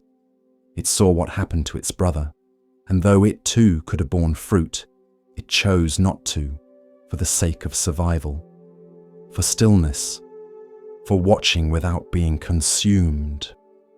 Many lifetimes later, the Buddha would recount this story to his own monks. He would say, "There are times to serve and times to endure. There is merit in offering yourself to the world, and wisdom in stepping back, not from fear, but from foresight." And the story passed through generations, told to children not to make them afraid of giving, but to teach discernment, to remind them that not all service must be seen, that sometimes quiet restraint is a form of compassion too, because the world will always chase what glows, but sometimes what glows too brightly gets torn down, and what stands quietly survives to keep teaching. At the corner of Maple and Fifth, there stood a little cafe that never advertised. No neon signs, no digital menus, just a chalkboard easel that read, "Come in, breathe, sip slowly." Inside, the scent of cinnamon and ground espresso lingered like an old song. And behind the counter moved Raya. She didn't move quickly, not because she was lazy, but because every motion mattered. Scoop, steam, pour, wipe. A rhythm of care, repeated hundreds of times a day. Customers noticed. They came stressed, hurried, multitasking, but left quieter. Because somehow, even in the rush of morning lines, Raya made you feel like time had paused. She wore no uniform, only soft linen aprons and a tiny brass bell around her wrist. It didn't jingle constantly, just gently when she turned or wiped the counter or placed a mug just right. A small sound, but intentional. One day, a man asked her, "What's the bell for? Aesthetic?" Raya smiled. "It's a reminder," she said, "to return to the moment." The bell had come from a monastery in Korea, a gift from a traveling monk who had passed through one rainy morning, soaked to the bone, but smiling like the clouds had kissed him. He'd ordered chamomile tea, sat for an hour, said nothing, and when he left, he gave her the bell. "For your practice," he had whispered. At first, she didn't know what he meant. But over time, she came to understand. Every chime was a callback. Back to the steam rising from the milk. Back to the texture of ceramic under her fingertips. Back to the presence of the person in front of her. One regular, a nurse named Ellie, used to joke, "You're the only person who can make caffeine feel calming." Raya just laughed, but she knew why. It wasn't the coffee, it was the attention. The Buddha once said, "When walking, just walk. When sitting, just sit. Above all, don't wobble. Raya lived that. In a world addicted to wobbling, one afternoon, a man burst in, frantic. His phone had died. He was late for a pitch. He spilled his order twice in his rush. But Raya didn't scold. She simply placed the cup on the counter slowly. Her bell chimed. He paused, looked up. And in that pause, he breathed. It lasted only a second, but it was enough. Presence doesn't need hours. It needs moments, noticed fully. Years passed. The cafe stayed small, never franchised, never changed hands, but its walls soaked in thousands of quiet returns. One morning, Raya didn't show up. A handwritten sign appeared. Back in 3 days, practicing stillness. Customers waited, and when she returned, they smiled. Because somehow, her absence had reminded them. Even a barista needs to refill the cup. The bell still chimed, still soft, still enough. A sound that said, "You're here, be here." The forest welcomed him, but not with comfort. It offered no shade from questions, no warmth from familiarity. Siddhartha had left behind the silk and gold of palace life, and now walked among wandering seekers, mendicants, and sages whose ribs showed like cages, and whose eyes glimmered with discipline or delusion. He sought teachers, and they welcomed him, for his mind was sharp and his determination pure. He studied with Arada Kalama, who taught of the formless meditative realms, places where consciousness floated like light on still water. Siddhartha followed his teachings, and with silent breath and sharpened focus, he reached those planes. His mind became spacious. His thoughts slowed like clouds drifting across a still lake. For hours, even days, he remained in deep absorption, untouched by fear, untouched by want. But when he opened his eyes, he saw the truth. Though his body was still, suffering had not ended. The world remained the same. Hunger still visited the poor. Age still bent the backs of farmers. Death still came to children and kings alike. He bowed to Arada Kalama with gratitude and moved on. Next, he studied with Udaka Ramaputta, who taught of neither perception nor non-perception, of the vast nothingness that lay beyond all forms. Siddhartha once again followed, and again he reached the heights. He learned to let go of sensation, of even the thought of self. He floated, as if beyond the skin of the world. But again, when his eyes opened, the truth remained. Desire still lingered. Aging still came. Death still waited. He thanked his teachers, bowed with reverence, and walked on. He had reached the highest peaks of mind. He had sat in the palace of consciousness. And still, he had not seen freedom. In a grove beside the Niranjana river, he found a band of 5 ascetics who practiced fierce austerity. They believed that the body must be conquered by pain, that by starving it, punishing it, mastering its cravings, one could burn away desire and illusion. Siddhartha joined them. He ate but 1 grain of rice a day. He chewed each grain for long minutes until it dissolved like a breath. He slept in the open, through storm and frost, curled against the roots of trees, his robe no thicker than air. He held his breath until his vision blurred and his head rang with wind. His limbs withered. His skin clung to his bones like silk over stone. His hair fell in clumps, and birds perched near him, thinking him a branch. He listened only to silence, He welcomed pain. He thought it would purify him, but the fire of truth did not rise. He could silence the body. He could silence even the mind, but the ache remained. The ache that asked, why do we suffer? Why do we cling? What ends the endless turning of sorrow? One day, as he bathed in the river, he collapsed from weakness. The water barely reached his knees, yet his strength failed him. His vision dimmed, the world tilted. A young girl named Sujata saw him and, moved by compassion, offered him a bowl of rice milk.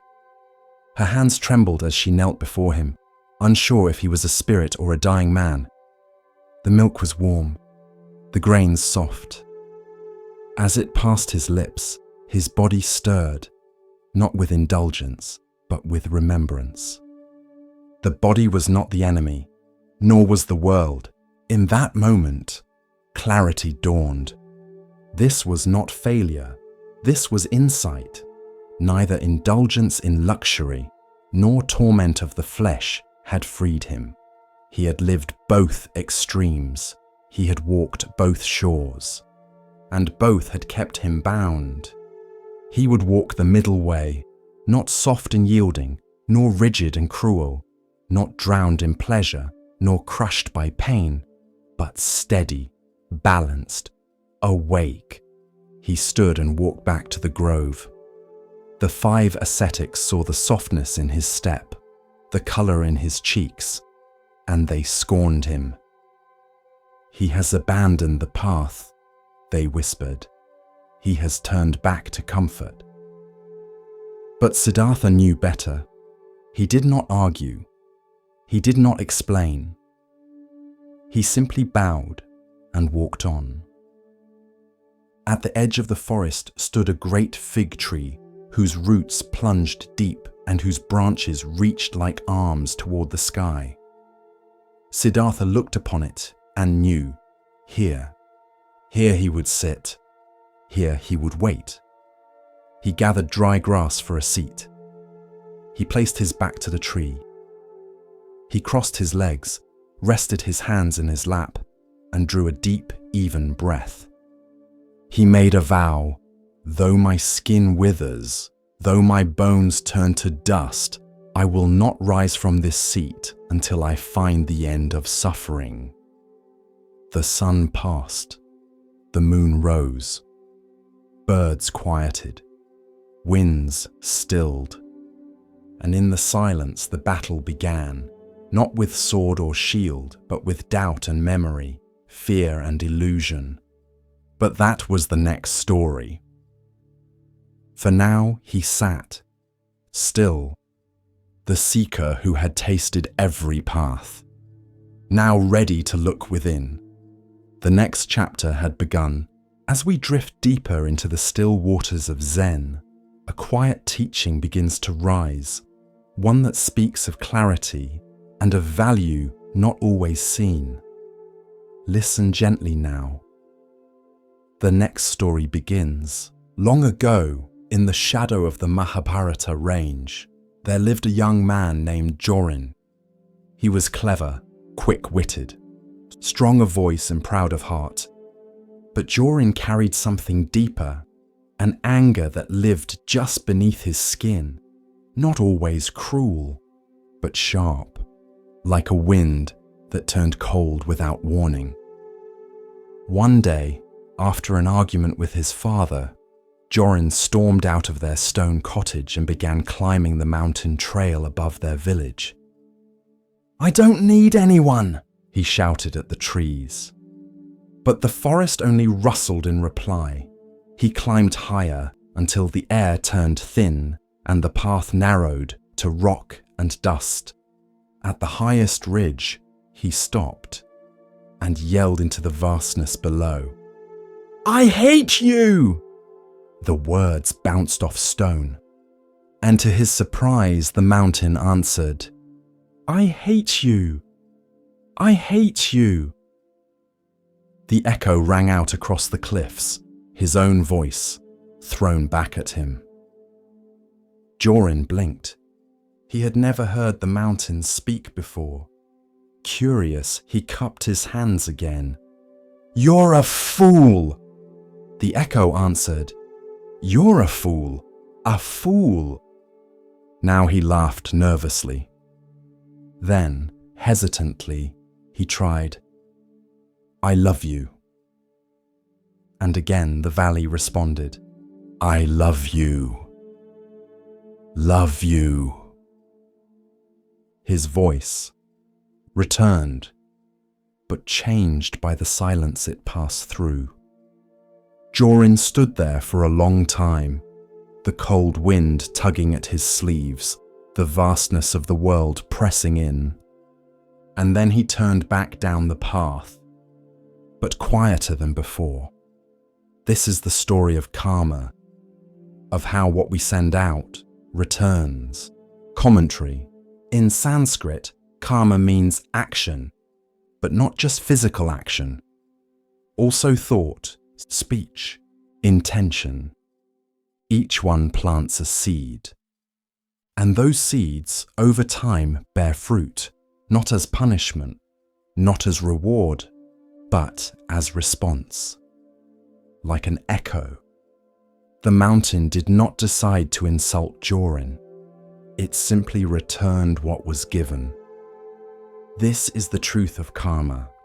The world is not judging you. It is reflecting you. The Buddha once said, "With our thoughts, we make the world." Speak or act with a pure mind, and happiness follows you, like a shadow that never leaves. Most people think karma is about fate, but it's not. Karma is not what happens to you. It's how you move, and what that movement shapes in return. Jorin didn't change overnight, but that moment on the mountain stayed with him. He began to notice the way his words shaped the people around him, how a harsh joke left someone smaller, how a small kindness lifted a room. He didn't always get it right, but now he listened for the echo. One day, years later, Jorin stood at the base of the same mountain. His son, angry about a broken toy, was shouting at the sky. Jorin placed a hand on his shoulder and said, "Careful, little one. The mountain hears." The boy looked up, puzzled, and Jorin smiled. "Speak gently, even when no one answers right away." Because life is an echo. Sometimes it comes back loud, sometimes soft, sometimes years later, sometimes not until your children feel it. But it always returns. So what will you shout into the valley? What kind of world will your words shape? Be mindful of your echoes, because one day you'll hear them again. They worked for 7 days without rest. 4 monks, bent over low tables, hands steady, breath slow. Grain by grain, they placed colored sand onto a wide wooden platform, creating a mandala of breathtaking beauty. Circles inside circles, lotus petals, Buddhas seated in calm symmetry, tiny bridges crossing into sacred realms. It was more than art, it was a world. And they built it, knowing it would not last. Villagers came to watch, children gasped, old men wept. Even travelers paused on their way to market, drawn in by the silence, the precision, the colors blooming under careful fingers. Each night, the monks covered the mandala with a cloth. Each morning, they returned to their posture, like time itself had been paused. Not one grain out of place, not one breath wasted. On the 8th day, the abbot arrived. He walked around the mandala in silence, once, twice. Then he bowed and said only 4 words, "It is time now." One of the monks picked up a long white feather, He reached toward the center of the mandala and drew a single line through it. The design fractured instantly.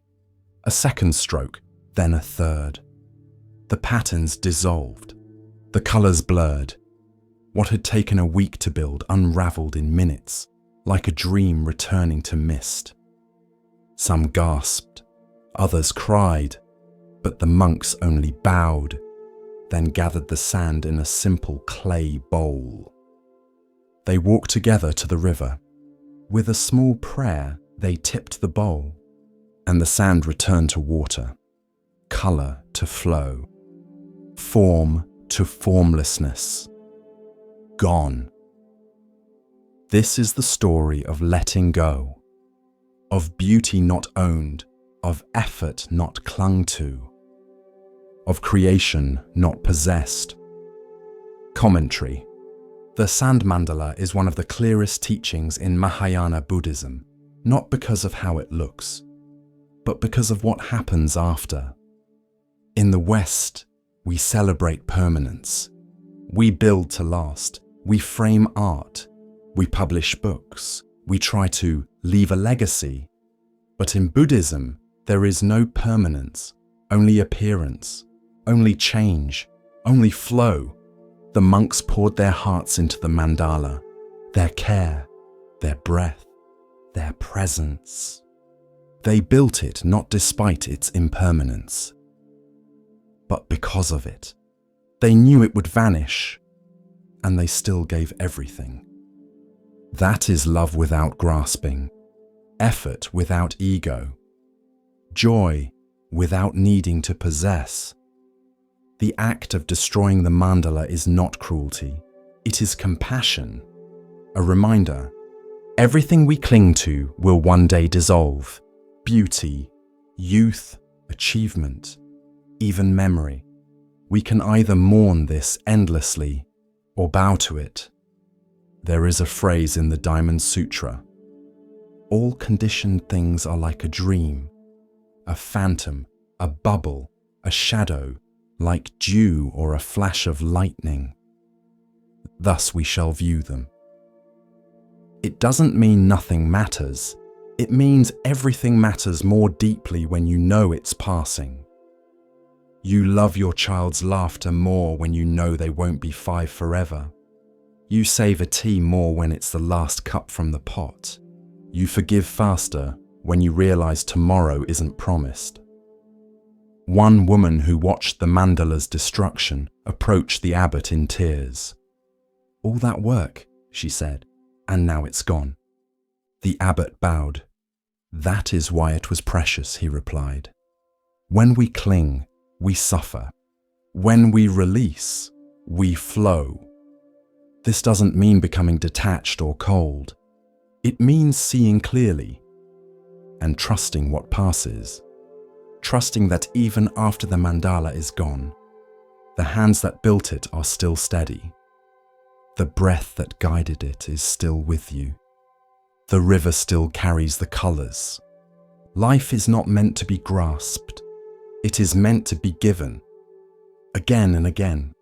Like sand to a current, so build your mandalas. Love your people. Paint your days with color. But don't try to trap the moment. Let it come. Let it shine. And when it's time, let it go. And perhaps, like the monks at the river, smile while you do. The tree stood at the edge of the world. Its roots gripped the earth like memory. Its branches reached toward the sky like longing, and beneath it sat a man, still as a mountain, breathing, watching, waiting. His name had once been Siddhartha, but that name now lay behind him, like a robe folded and left at the forest's edge. He had left palaces, left hunger, left both indulgence and denial. And now, with the moon rising above the horizon and the world softening into dusk, he sat beneath the Bodhi tree, not in search, but in surrender. His legs were crossed, His hands rested lightly in his lap. The breath moved through him like wind through reeds, slow, even, empty of grasping. He had made a vow, though my skin withers, though my bones turn to dust, I will not rise from this seat until I see clearly, until I find the end of suffering. And so the night began. The stars emerged like scattered seeds across the dark.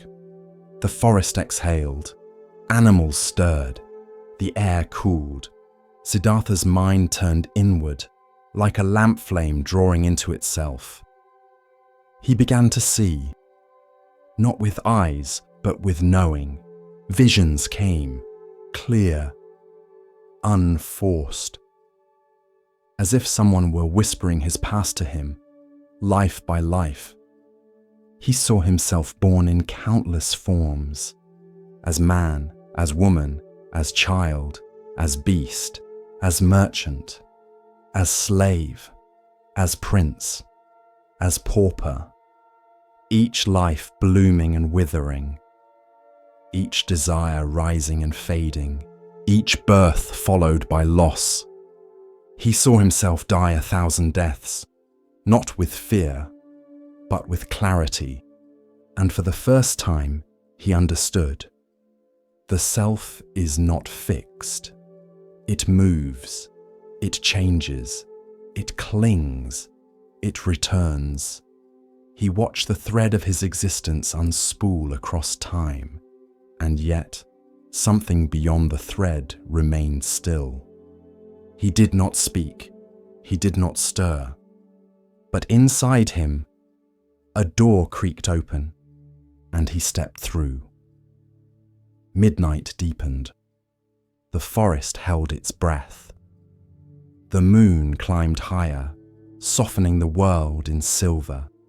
Now he turned his gaze outward, not with judgment, but with compassion. He saw the lives of others, their births and deaths, their joys and sorrows, rising and falling like waves.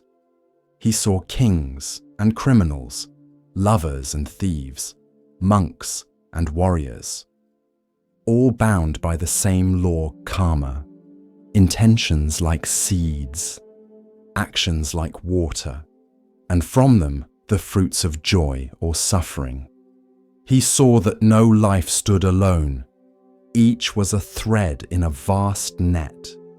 Each thought, each choice, each word sent ripples outward, reaching far beyond the speaker, the thinker, the doer. He saw how hatred returned as hatred, how greed bore more hunger, how ignorance looped endlessly like a wheel spinning in sand. And he saw too how kindness softened sorrow, how generosity opened hearts, how truth, spoken gently, could shatter lifetimes of illusion. And still he sat, breathing, watching. The net of becoming stretched before him, vast, intricate, impossible to escape. Unless one saw the threads for what they were, not chains, but illusions. He closed his eyes, and the world began to tremble. The deepest hour of night, not even owls cried now, not even leaves moved, and within him, the final door unlocked. He turned his mind to the cause of suffering. Why do we suffer? Why do we cling? Why do we fear? And the answer rose, not like thunder, but like morning, clear, simple, radiant. He saw it all in a single breath. Ignorance gives rise to craving. Craving gives rise to clinging. Clinging leads to becoming. Becoming to birth. Birth to sorrow, decay, and death. And so the wheel turns. Again and again. But he also saw how it could be stopped. Not with violence, not with denial, but with clarity. With the eightfold path. like stepping stones across a great river. Right view, right intention, right speech, right action, right livelihood, right effort, right mindfulness, right concentration. He saw that suffering was not a punishment, nor a curse, nor a mystery. It was a path, and paths could be walked, and walked until they ended. And as the final shadow lifted from his mind, as the first bird stirred in the distant branches, it happened, not a flash, not a voice, not a miracle, but a knowing, a deep, still knowing. He had awoken. The sun crested the hills, slow and golden. The mist curled like incense through the trees. And Siddhartha, now the Buddha, opened his eyes. He looked out over the world, not with desire, not with fear, but with compassion so vast it had no name. He saw children born into love and hunger. He saw soldiers sharpening swords. He saw merchants counting coins. He saw mothers weeping over small graves. And he wept, not with sadness, but with tenderness, because they were all still sleeping, not foolish, not broken, just dreaming. He had been asleep once too, and now he was awake. It is said that Mara, the Lord of Illusion, came one last time, not with armies, not with demons, but with a whisper. Now that you are free, he said, leave them behind. They will not understand. They will mock you. They will twist your words. They will forget. And the Buddha listened. He sat with that thought, the thought of peace in solitude, of disappearing into the forest, of vanishing beyond suffering alone. But then he saw a farmer rising to begin the day.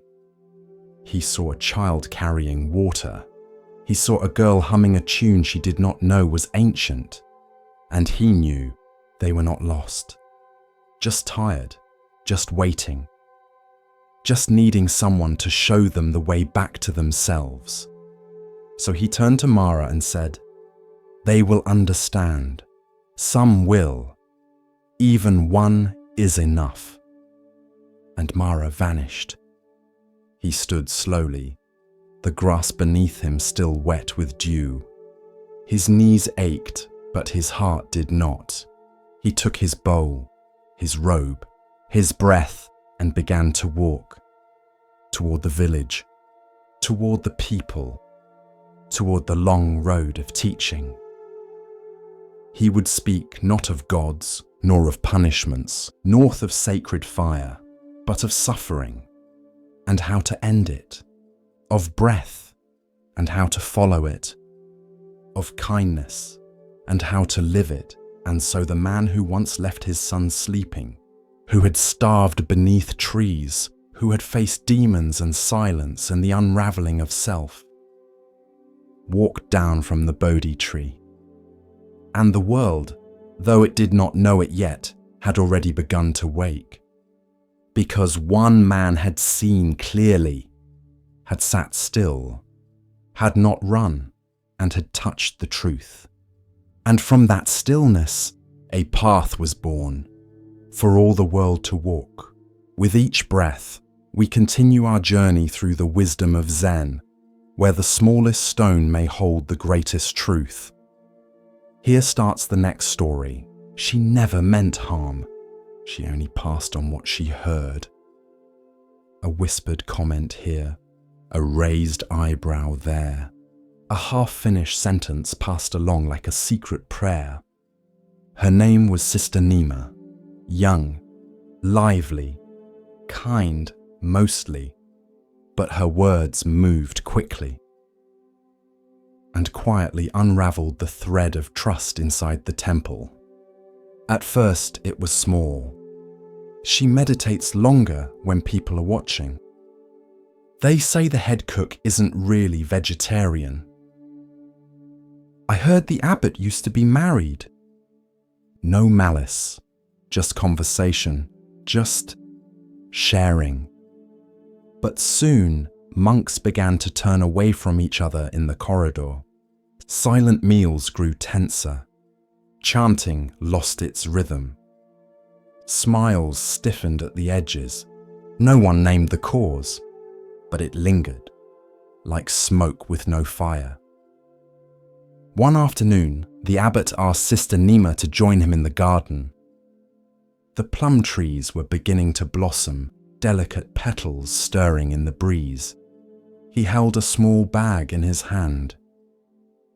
"Walk with me," he said gently. They walked in silence down the path that circled the temple grounds. After a while, he opened the bag and began to scatter chicken feathers along the way. Sister Nima tilted her head. "Why are you doing that?" The abbot didn't answer. When they returned to the garden, he handed her the empty bag. "Now," he said, "go and collect them all." She blinked. "But the wind's taken them. They're scattered everywhere." He looked at her and said softly, "So too with your words." That night she wept.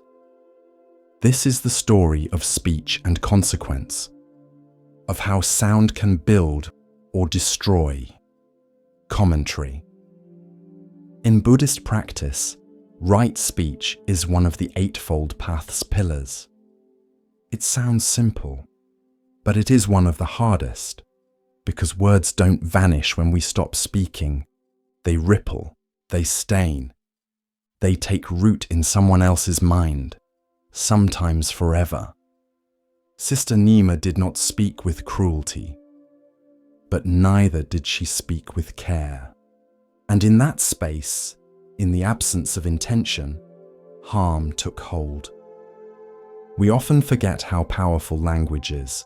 A word can lift someone from despair or push them over the edge. It can invite reflection or ignite shame. Words are not just air. They are actions. They build worlds. There's a Zen saying, "Speak only if it improves upon the silence." Sister Nima filled silence with curiosity, suspicion, drama, and the silence grew quieter, but colder, until no one trusted what they didn't hear. The Buddha once said, "A person is not wise because they speak much. A person is wise when they speak what is true and what causes no harm." That is the gate of right speech. Is it true? Is it necessary? Is it kind? If it fails even one, it's better to let it drift away like a feather on the wind. After that night, Sister Nima changed. She stopped repeating what others said. She listened more, spoke less. When she did speak, her words came slowly, like water poured from a clean bowl. The monks began to look at her differently, not because she had become wise overnight, but because she was watching herself now, watching what she left behind in others when she spoke. And over time, trust returned to the temple. Not because of a sermon, not because of a rule, but because one person saw the feathers scatter and chose to stop scattering more. So speak with care. Speak like you're building something with your breath. Because you are.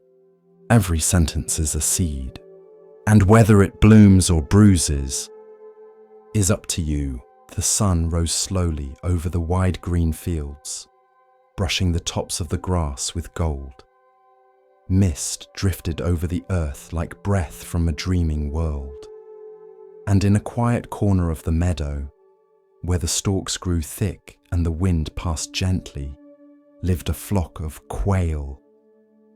They were small birds, light-boned and quick, their feathers dappled like earth and sunlight.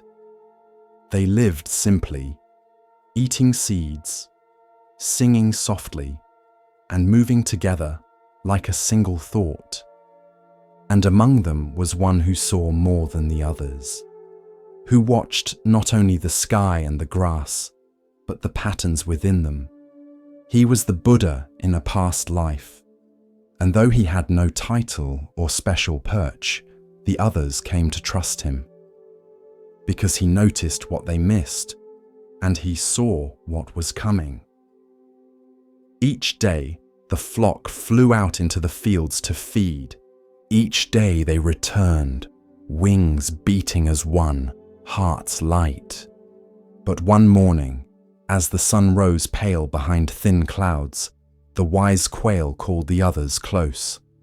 "There is danger coming," he said. The flock stilled.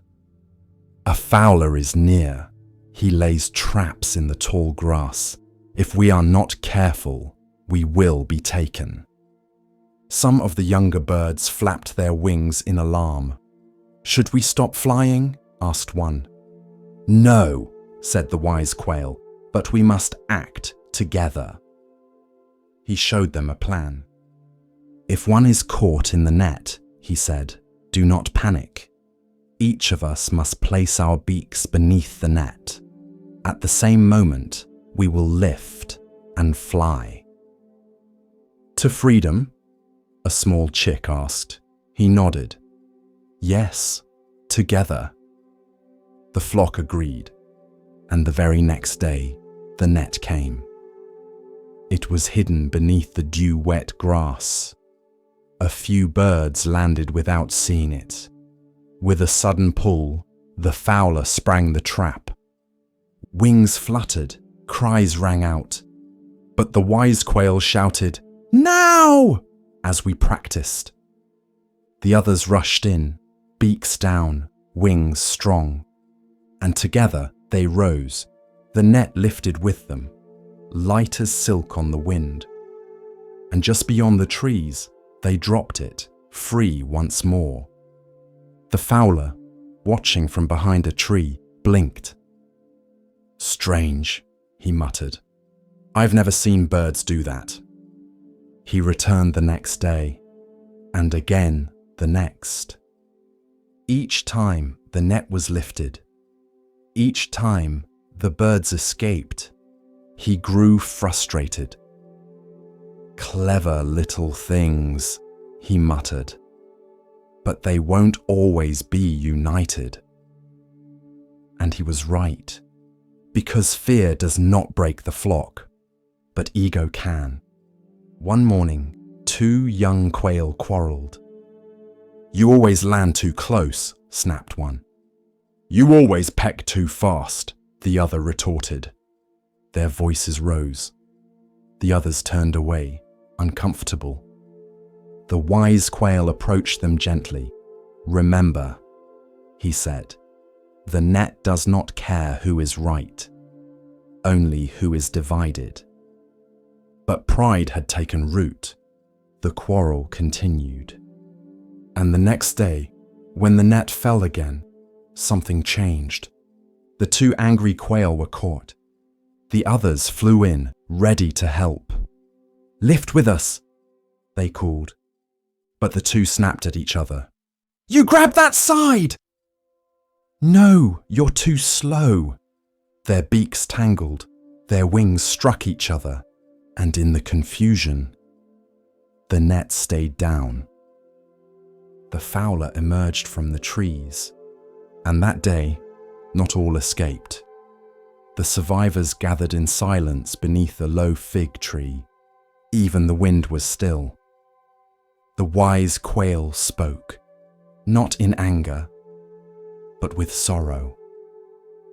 "Together we can lift what traps us, but alone, even a feather becomes too heavy." In time, the flock mended. The young quail apologized, and the net, though dangerous, was never as strong as their unity. The fowler eventually gave up and moved on, and the wise quail remained, never seeking attention, never blaming, but always watching, always reminding them it is not the trap that captures us.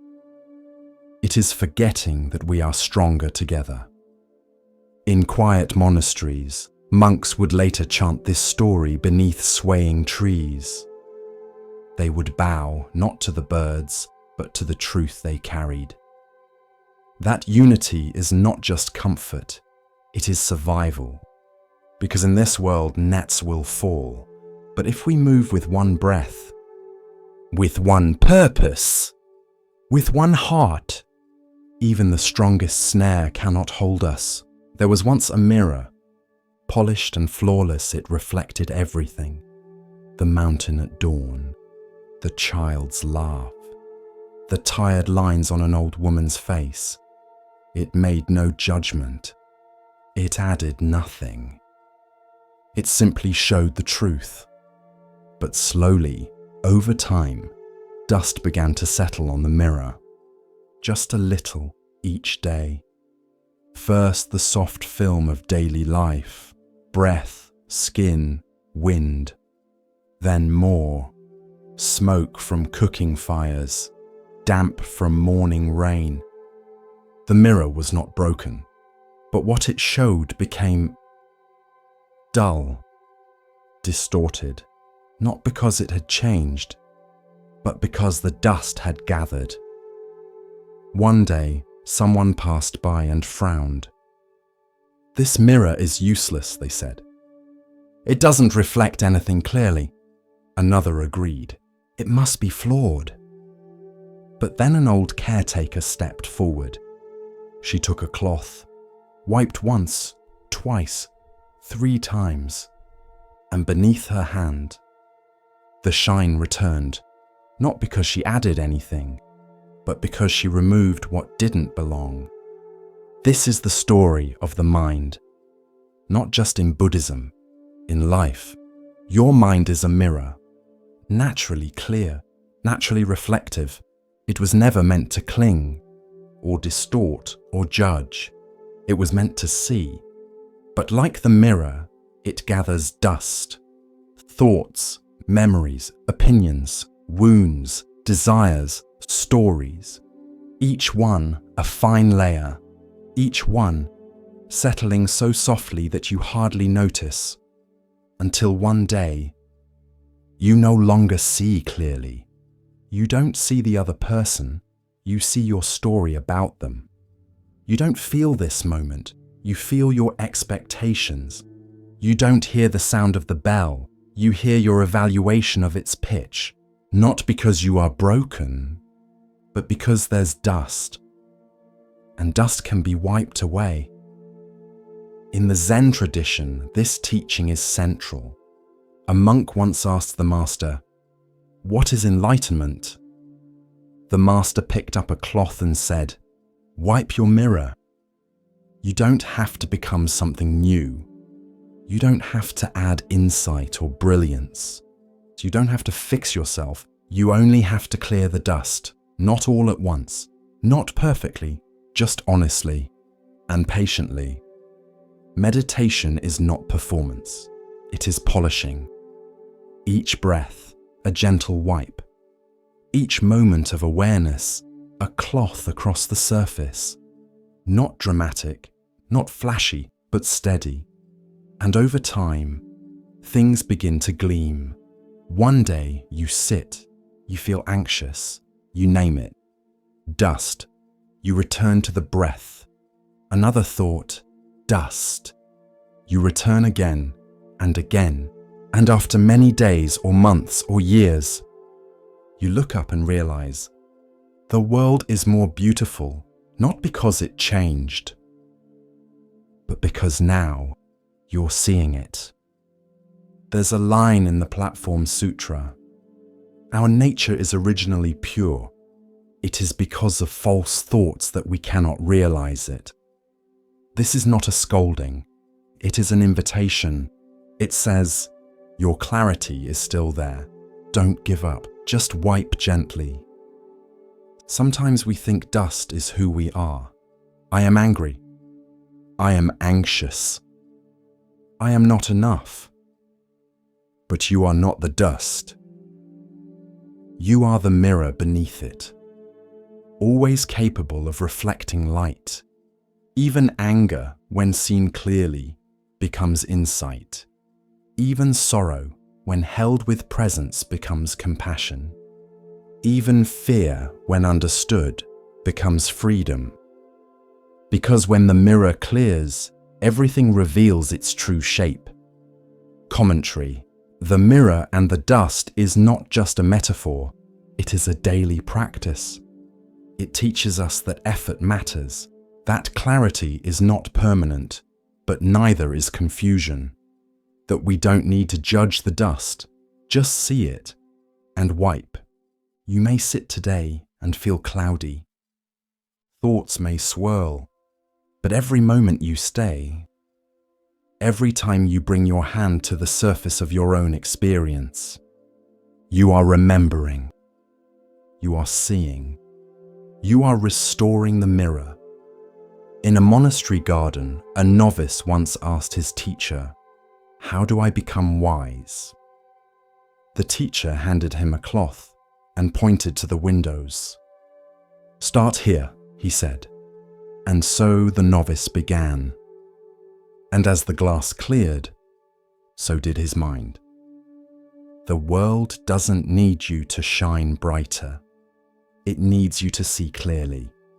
And the first step is this: pause, look at your thoughts, smile at them, and then wipe gently, without shame.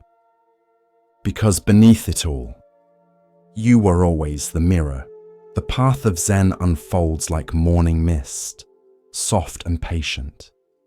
In this next tale, we are invited to see, beyond appearance, into essence. Listen carefully to the next story. The monsoon rains had passed, and the forest paths of Kosambi steamed with quiet life. Leaves dripped with silver beads. Frogs croaked low from the shadows. And above it all, the scent of wet bark and jasmine lingered like breath held too long. Under a canopy of tall sal trees, the Buddha sat surrounded by monks. They had walked for days to gather here. Some were old, most were young, their robes still crisp from devotion, their minds still sharp with questions. And today, the Blessed One had agreed to speak, not of morality, nor of meditation, but of something far subtler, of misunderstanding. He began, not with pronouncement, but with silence. Then, as the breeze shifted through the trees, he spoke. "There are those," he said, "who come to the Dharma like a man searching for a serpent." A few monks glanced up.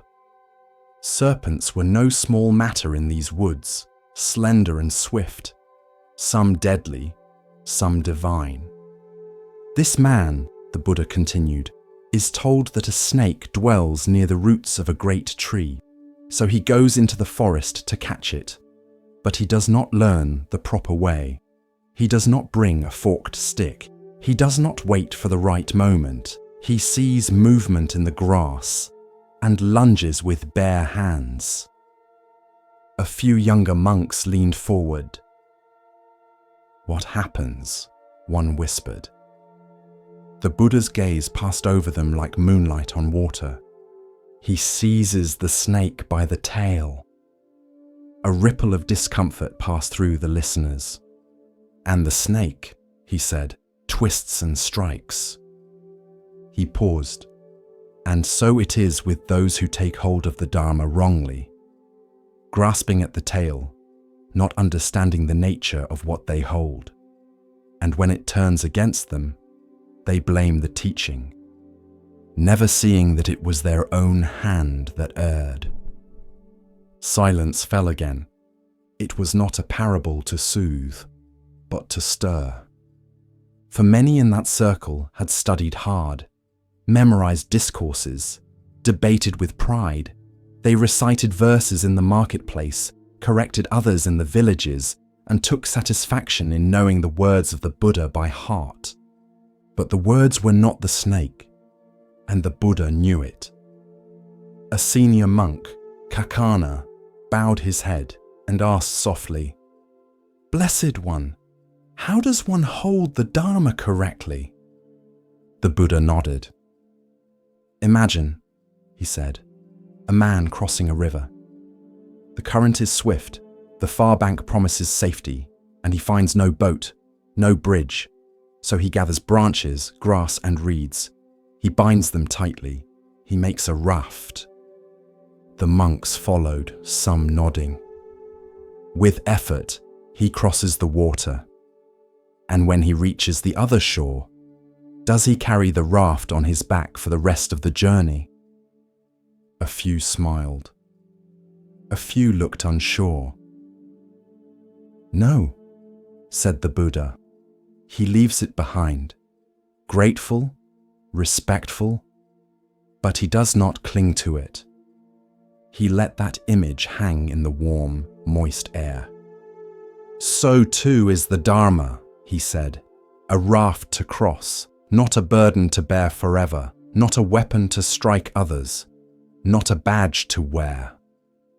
A soft murmur of recognition passed through the monks.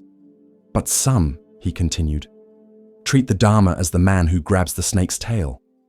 They take hold of words, of verses, of rules, not to cross the river, but to shout from the shore." He turned his palm upward. "They say, 'I know,' you do not. They say, 'This is the only way, yours is wrong.' They say, 'I have read, I have memorized, I have mastered.'"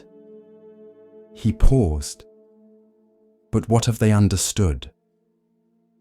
A breeze stirred the forest floor. A leaf spiraled down like a question with no answer. "Understanding," he said, "is not repetition. Wisdom is not memorization, and truth is not a prize to be clutched." He looked at them all. "Do not seize the tail. Learn how the snake moves. Watch, be still, approach with care. Grasp rightly, not to own, but to understand." A young novice, no older than 15, raised his hand timidly. "But Blessed One," he said, "what if one clings to the raft out of reverence, out of gratitude?" The Buddha smiled gently. "Reverence is not the same as attachment," he said. "Gratitude flows like a river. Clinging dams the stream." He folded his hands in his lap. "To let go does not mean to forget. It means to honor the purpose and move on when it has been fulfilled." Several monks bowed. Some looked thoughtful, others uneasy, for the teaching had pierced the pride of many. A monk named Sati, known for his keen memory and rigid interpretations, frowned. "But Lord," he said, "should we not defend the Dharma from false views?" "Yes," said the Buddha without hesitation. "But first, defend it from misunderstanding within yourself. A man who argues from ego may win the debate and lose the path." He looked directly at Sati. "If you know a verse, but use it to shame another, you have caught the tail." He turned to the group once more. "If you teach to elevate yourself, you have caught the tail. If you study only to be praised, you have caught the tail. If you hold to rules to feel superior, you have caught the tail. And if you mistake knowledge for wisdom, you have caught the tail." The forest was utterly still now. Even the birds had quieted. "And when the snake turns and bites," the Buddha asked, "you will say the Dharma is false, that it failed you, that it was sharp, cruel, or useless, but the snake was never to blame. A few monks bowed their heads in shame. One of the older mendicants, seated on a mat of grass near the front, exhaled deeply. "I have clutched many tails in my time," he said, "but now I wish only to learn how to see clearly." The Buddha nodded. That is the beginning of wisdom. That evening, as twilight turned the forest gold, the monks moved quietly through the camp. No chants, no debates, just footsteps and thought. Sati sat alone by the fire, his manuscript scrolls untouched. The novice who had asked about the raft sat beside him, quiet, respectful. Sati turned and whispered, "I used to think that knowing every word would make me wise." The boy looked at him. "And now?" Sati stared at the flames.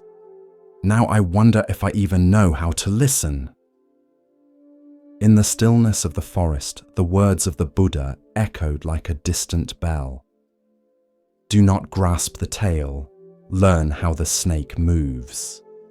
And in the hearts of those who truly listened, the Dharma shed its scales of pride, of certainty, of rigid form, and began, at last, to breathe. High in the hills above a quiet town, there stood a temple.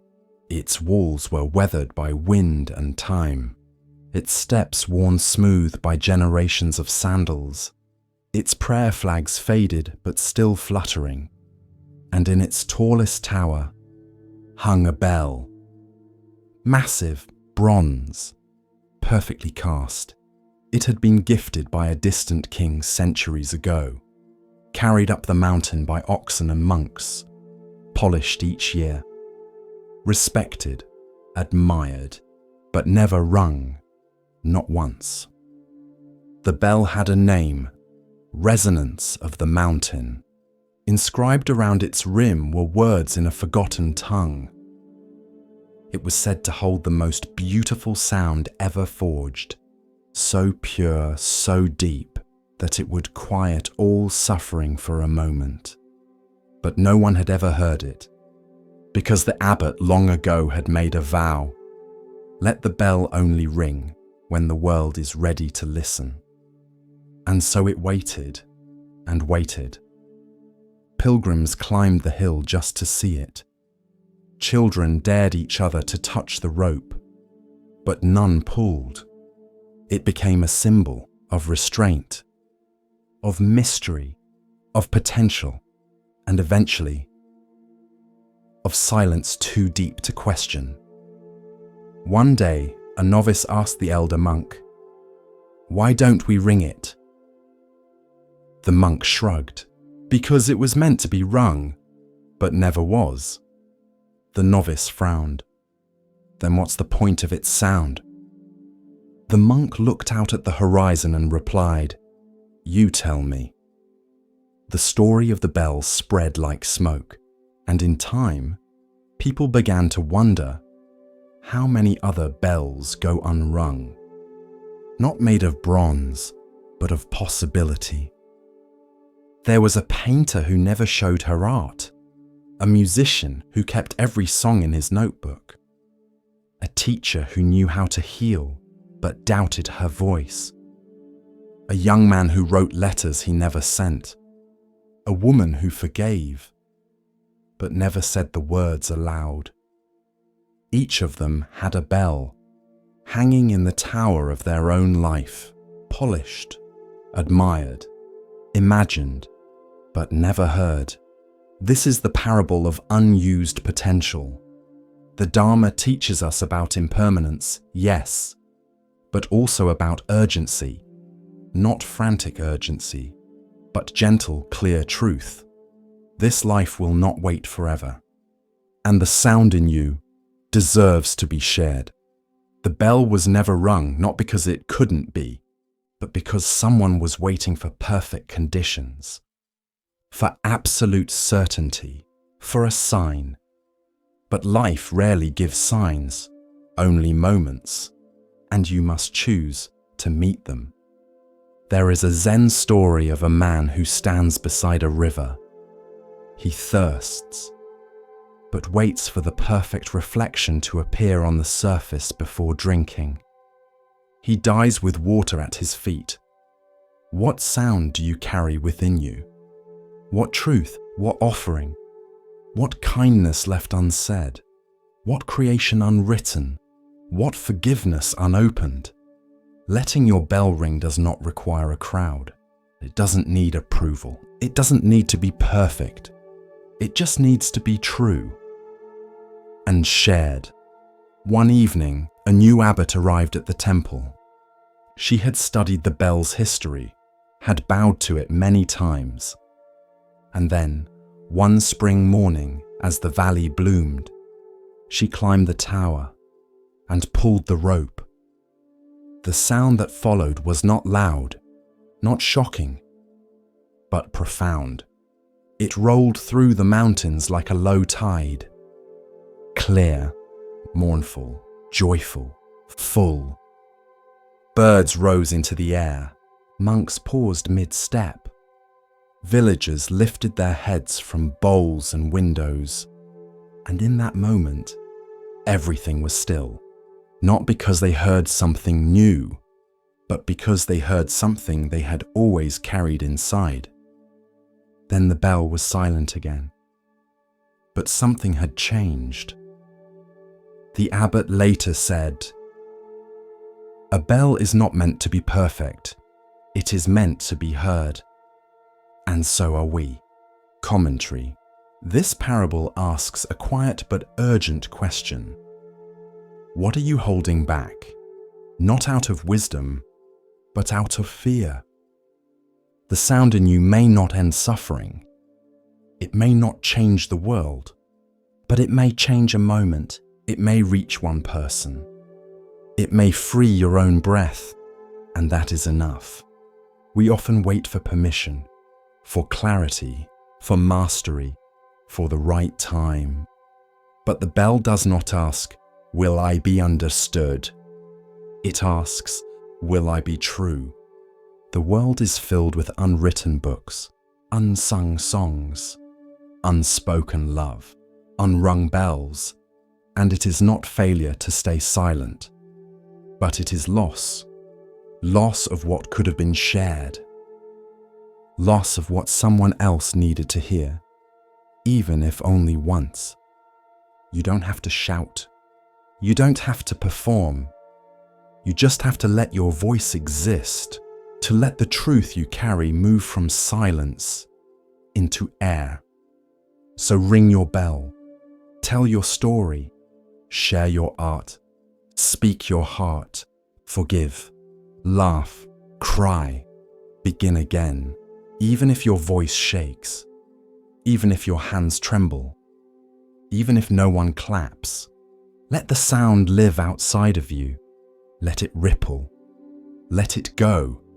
Because a silent bell may be beautiful, but only a ringing bell is alive. In a sleek glass building downtown, an elevator rose and fell like breath. It carried suits and heels, coffee cups and clipped conversations, laptops glowing with unread messages. And in it stood Daniel. Crisp tie, polished shoes, phone always in hand. Eyes darting to the floor counter. 17, 18, 19, always up. Daniel worked in mergers and acquisitions. His days were booked in color-coded blocks. 10-minute meetings, lunches at his desk, even bathroom breaks planned with precision. He was good, efficient, respected, and completely unable to rest. The elevator was his chapel, the only place he stood still. And even then, his mind climbed faster than the floors. One day, the elevator stopped between levels. A soft jolt, a mechanical sigh, then stillness. Daniel exhaled, checked the buttons, pressed call, tapped the screen on his phone. No service. He cursed, then waited. 5 seconds, 10, a minute, no motion. Panic started to rise. Not fear of being trapped, but fear of not moving. In that silent steel box, Daniel faced the one thing he avoided: stillness. He looked around, at the brushed metal walls, at his own reflection, tight jaw, shallow breath. For the first time in months, he had no signal, no task, no escape. And slowly, something cracked. Not loudly, just a hairline fracture in the illusion. Daniel slumped slightly, loosened his tie, sat down right there on the elevator floor. He exhaled, long and low. He noticed how loud silence is when you're used to constant motion. He watched the display screen, still frozen at level 19. He chuckled. Of course, 19, almost 20. The next promotion, the next salary tier, the next version of himself. Always almost, never here. The Buddha once asked, if you carry a burden endlessly, does it grow heavier or lighter? The answer is, it becomes you, and you forget you are ever free of it. Daniel didn't move, didn't check the time, didn't plan. He just sat, and after a while, he realized he didn't miss anything. The world outside was still spinning, and yet, in here, there was space. 15 minutes passed, then a voice came through the intercom. Sorry about that, sir. Elevator's back online. A whir, a lurch, and the floor counter resumed its climb. But something in Daniel did not. When the doors opened at 33, he didn't step out. He pressed G, ground floor, and rode all the way back down. No one understood. But for the first time, he didn't care to explain. Presence isn't just stillness. It's not needing to climb when you don't know why you're climbing. The next day, he came to work with a small thermos of tea. No email before 10 a.m. He looked co-workers in the eye, asked how they were, waited for the answer. He still worked hard, still showed up, but something had softened. Something had stopped chasing. Years later, Daniel told a friend, "The best thing I ever did was get stuck." The friend raised an eyebrow. Daniel smiled. I needed the elevator to stop, so I could finally notice. I didn't want the top floor.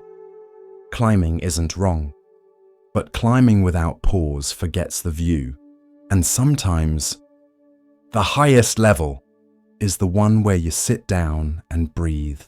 In the hush of understanding, Zen offers us another glimpse of what it means to recognize worth not by weight or shine, but by presence. Here starts the next story. The baby arrived in the middle of the night. Wrapped in a tattered blanket, cheeks flushed with cold, it was placed on the doorstep of the small mountain temple. When the monk opened the door, he found only the child and a young couple trembling in the shadows. The girl clutched her shawl. Her eyes were swollen from crying.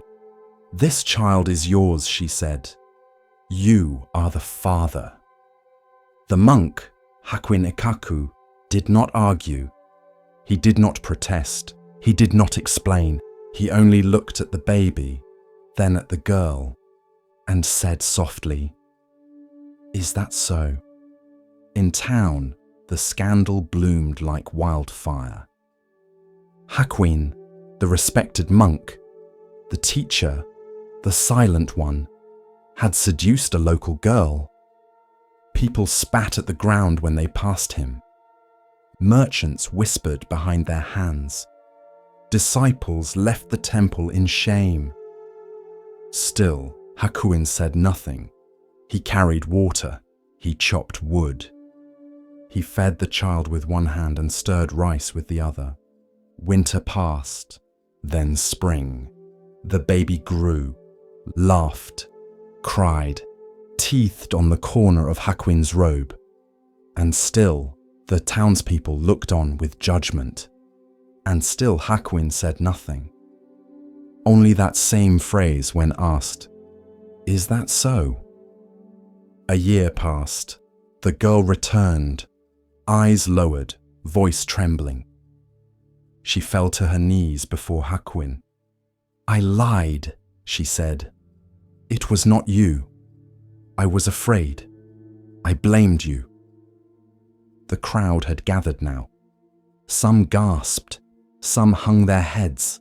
She wept and reached for the child. "I'm sorry. I came to take him home." And Hakuin? He held out the child gently and said, "Is that so?" This is one of the most beloved stories in Zen, not for its drama, but for its stillness, for the way Hakuin held the center, unmoved by praise or blame. He did not fight the accusation. He did not defend his name. He did not collapse under judgment. He simply met life as it came.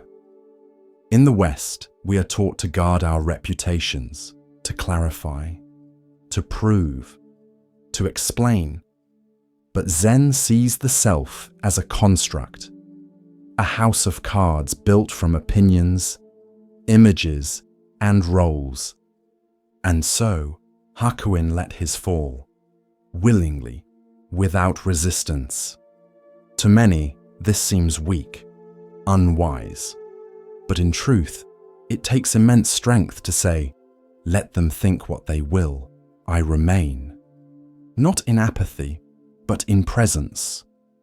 Because the ego is loud, but truth is quiet. Hakuin's phrase, "Is that so?" is not sarcasm. It is not indifference. It is a bow to the unpredictability of life, to its mess, its reversals, its harshness and grace. It is the refusal to cling to any label, hero or villain, saint or sinner, right or wrong. There's a famous Zen saying, "Praise and blame are like the wind. To follow them is to be tossed about like a leaf. To stand firm is to become a tree." Hakuin was a tree, rooted, silent, alive. In private moments he may have wept. He may have watched the baby sleep and wondered why the world twists so easily. But his practice was clear. Do not grasp, do not reject, receive each moment and respond not with reactivity, but with integrity. What would you do if someone lied about you? If the world turned against you? If your name became a weapon? Could you breathe? Could you hold the pain without making it your identity? Could you say, "Is that so?" and keep walking? There's another layer to this story. By taking the child in, Hakuin protected the girl. He absorbed her shame, held her fear, became her shield. Not out of guilt, but out of compassion. And when the truth came, he did not demand apology. He did not say, "I told you so." He returned the child like a leaf to the wind. Because Zen asks nothing of others, only this: be fully present and let go. Commentary. In the modern world, everyone is watching, commenting, interpreting, and we're trained to manage perception, to curate our story. But Hakuin reminds us, your life is not what others say. It is what you do when no one understands you, when you're misread, blamed, dismissed. That is where your practice begins. Hakuin did not defend his innocence, because truth does not need defense. It needs stillness. It needs the refusal to flinch.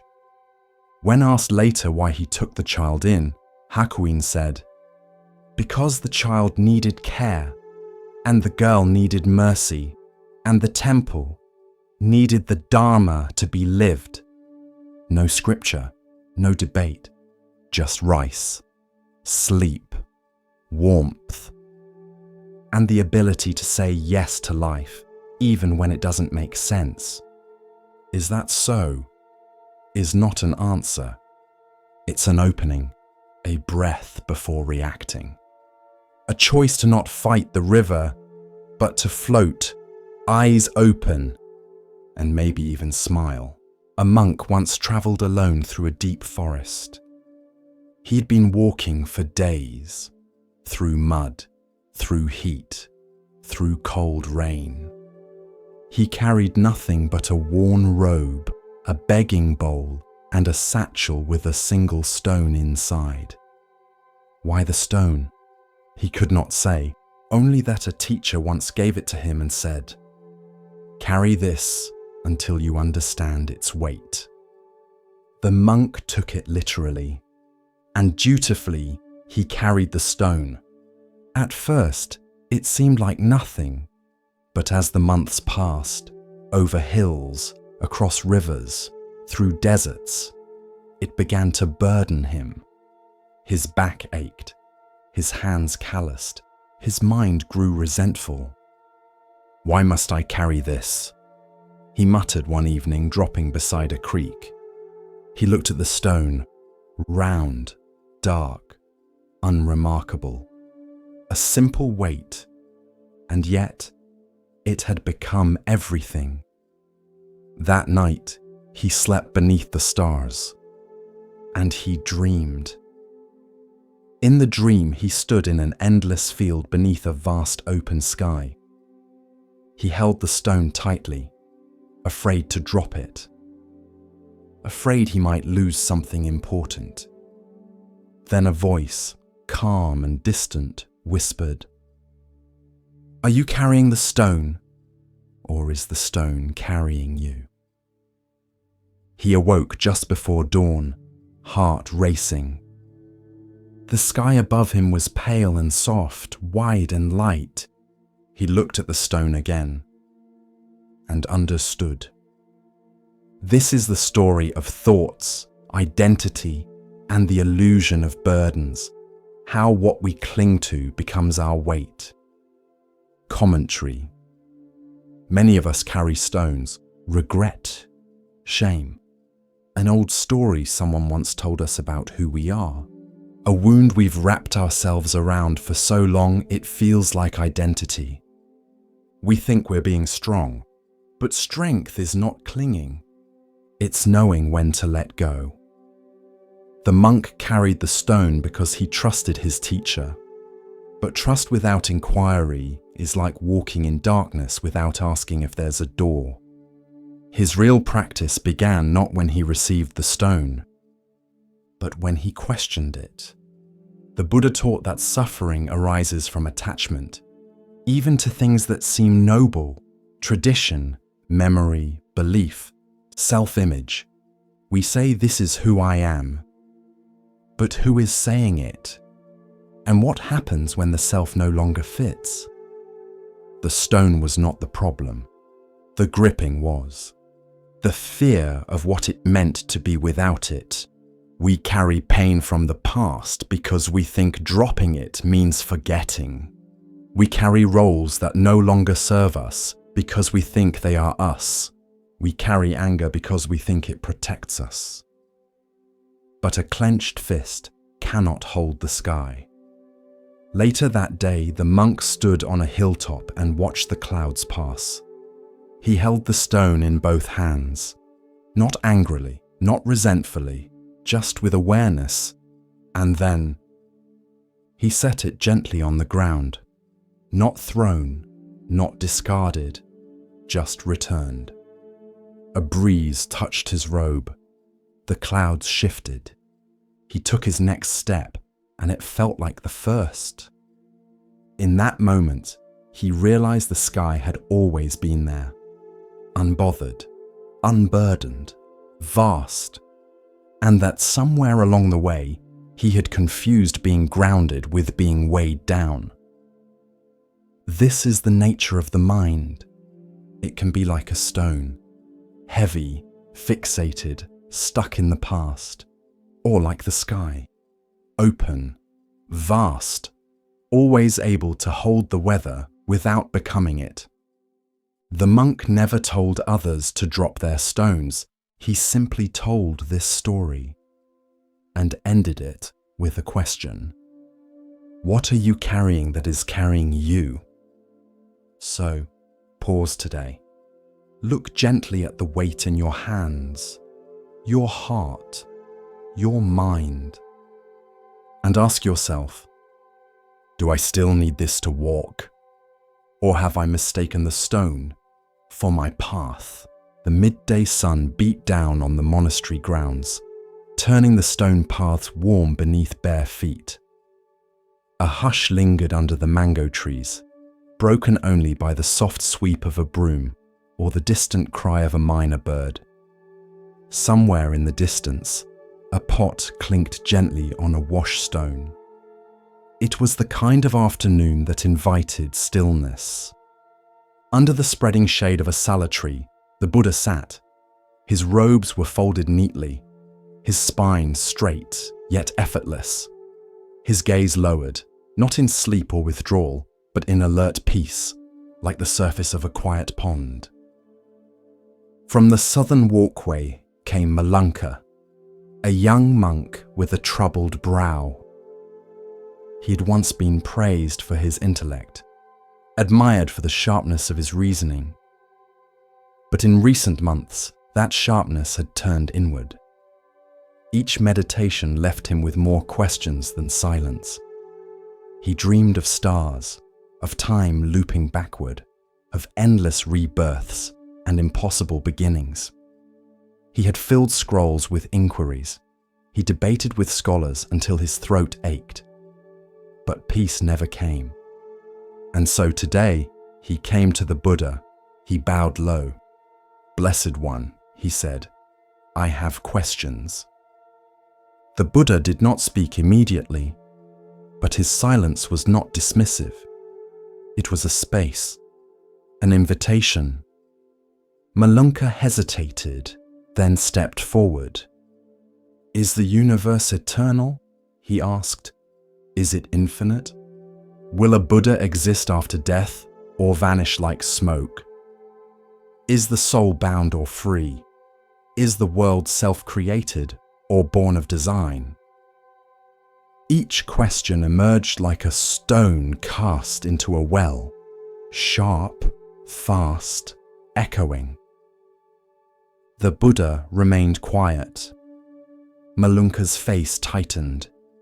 "Why will you not answer me?" he asked. "Are these not worthy questions? Are we not seekers of truth?" The Buddha looked up. His gaze was soft but steady. The other monks nearby paused in their work and drew closer, sensing the moment. The Buddha spoke. "Let me tell you a story. There was once a man," he said, "who was struck by a poisoned arrow in battle. The wound was deep. The poison spread quickly. His friends and family rushed to bring a healer. But the man, gasping, objected. 'Before I allow treatment,' he said, 'I must know who shot me. Was he a nobleman or a laborer? What was his clan? Where was he born? What kind of bow did he use? Long or short? What wood was it carved from? What was the arrow's length? The feathers? Were they peacock or eagle? What poison did he use, and who taught him?' The monks chuckled, some hiding smiles behind folded hands. But the Buddha's gaze didn't waver. While the man demanded these answers, he died. He turned fully toward Malunka. "Would you call that man wise?" Malunka lowered his head, chastened. "No, blessed one." The Buddha continued, his voice like slow water.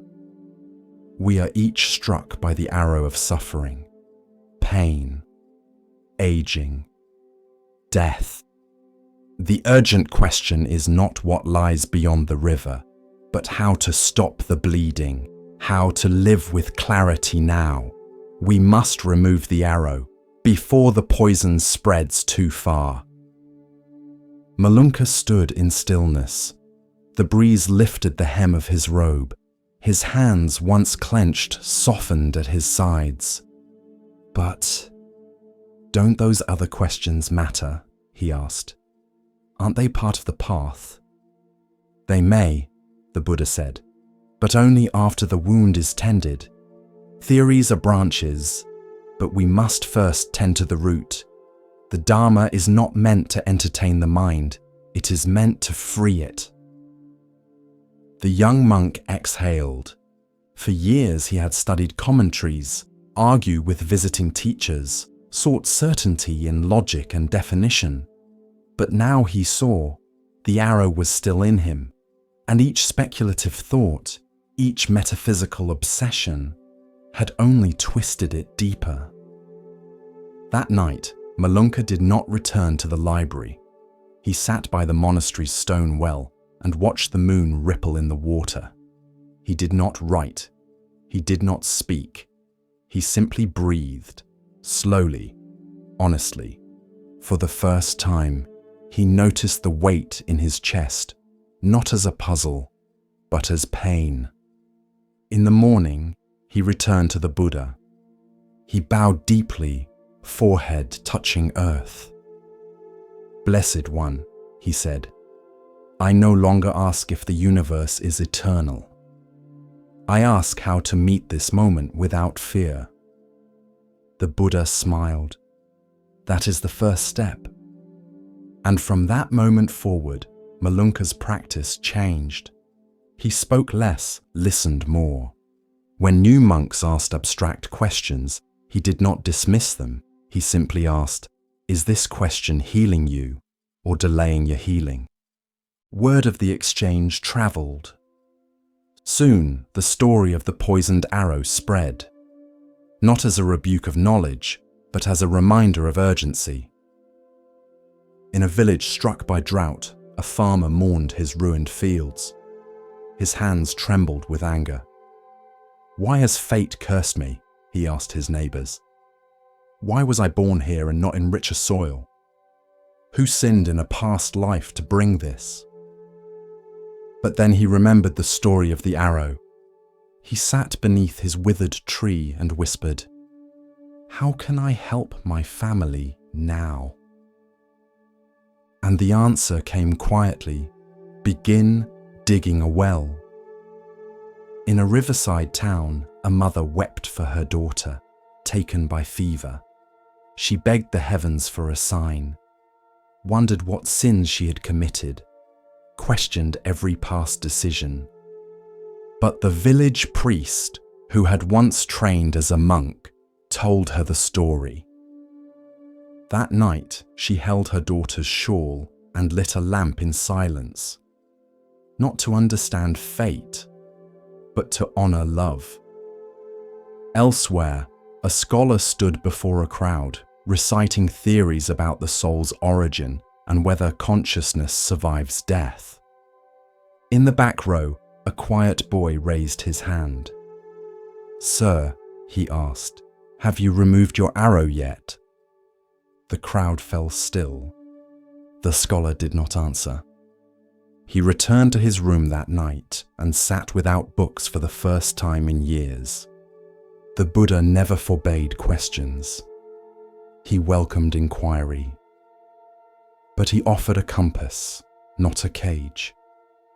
He simply asked, "Will this question free you? Or bind you? Will it heal your wound? Or distract you from the blade still buried?"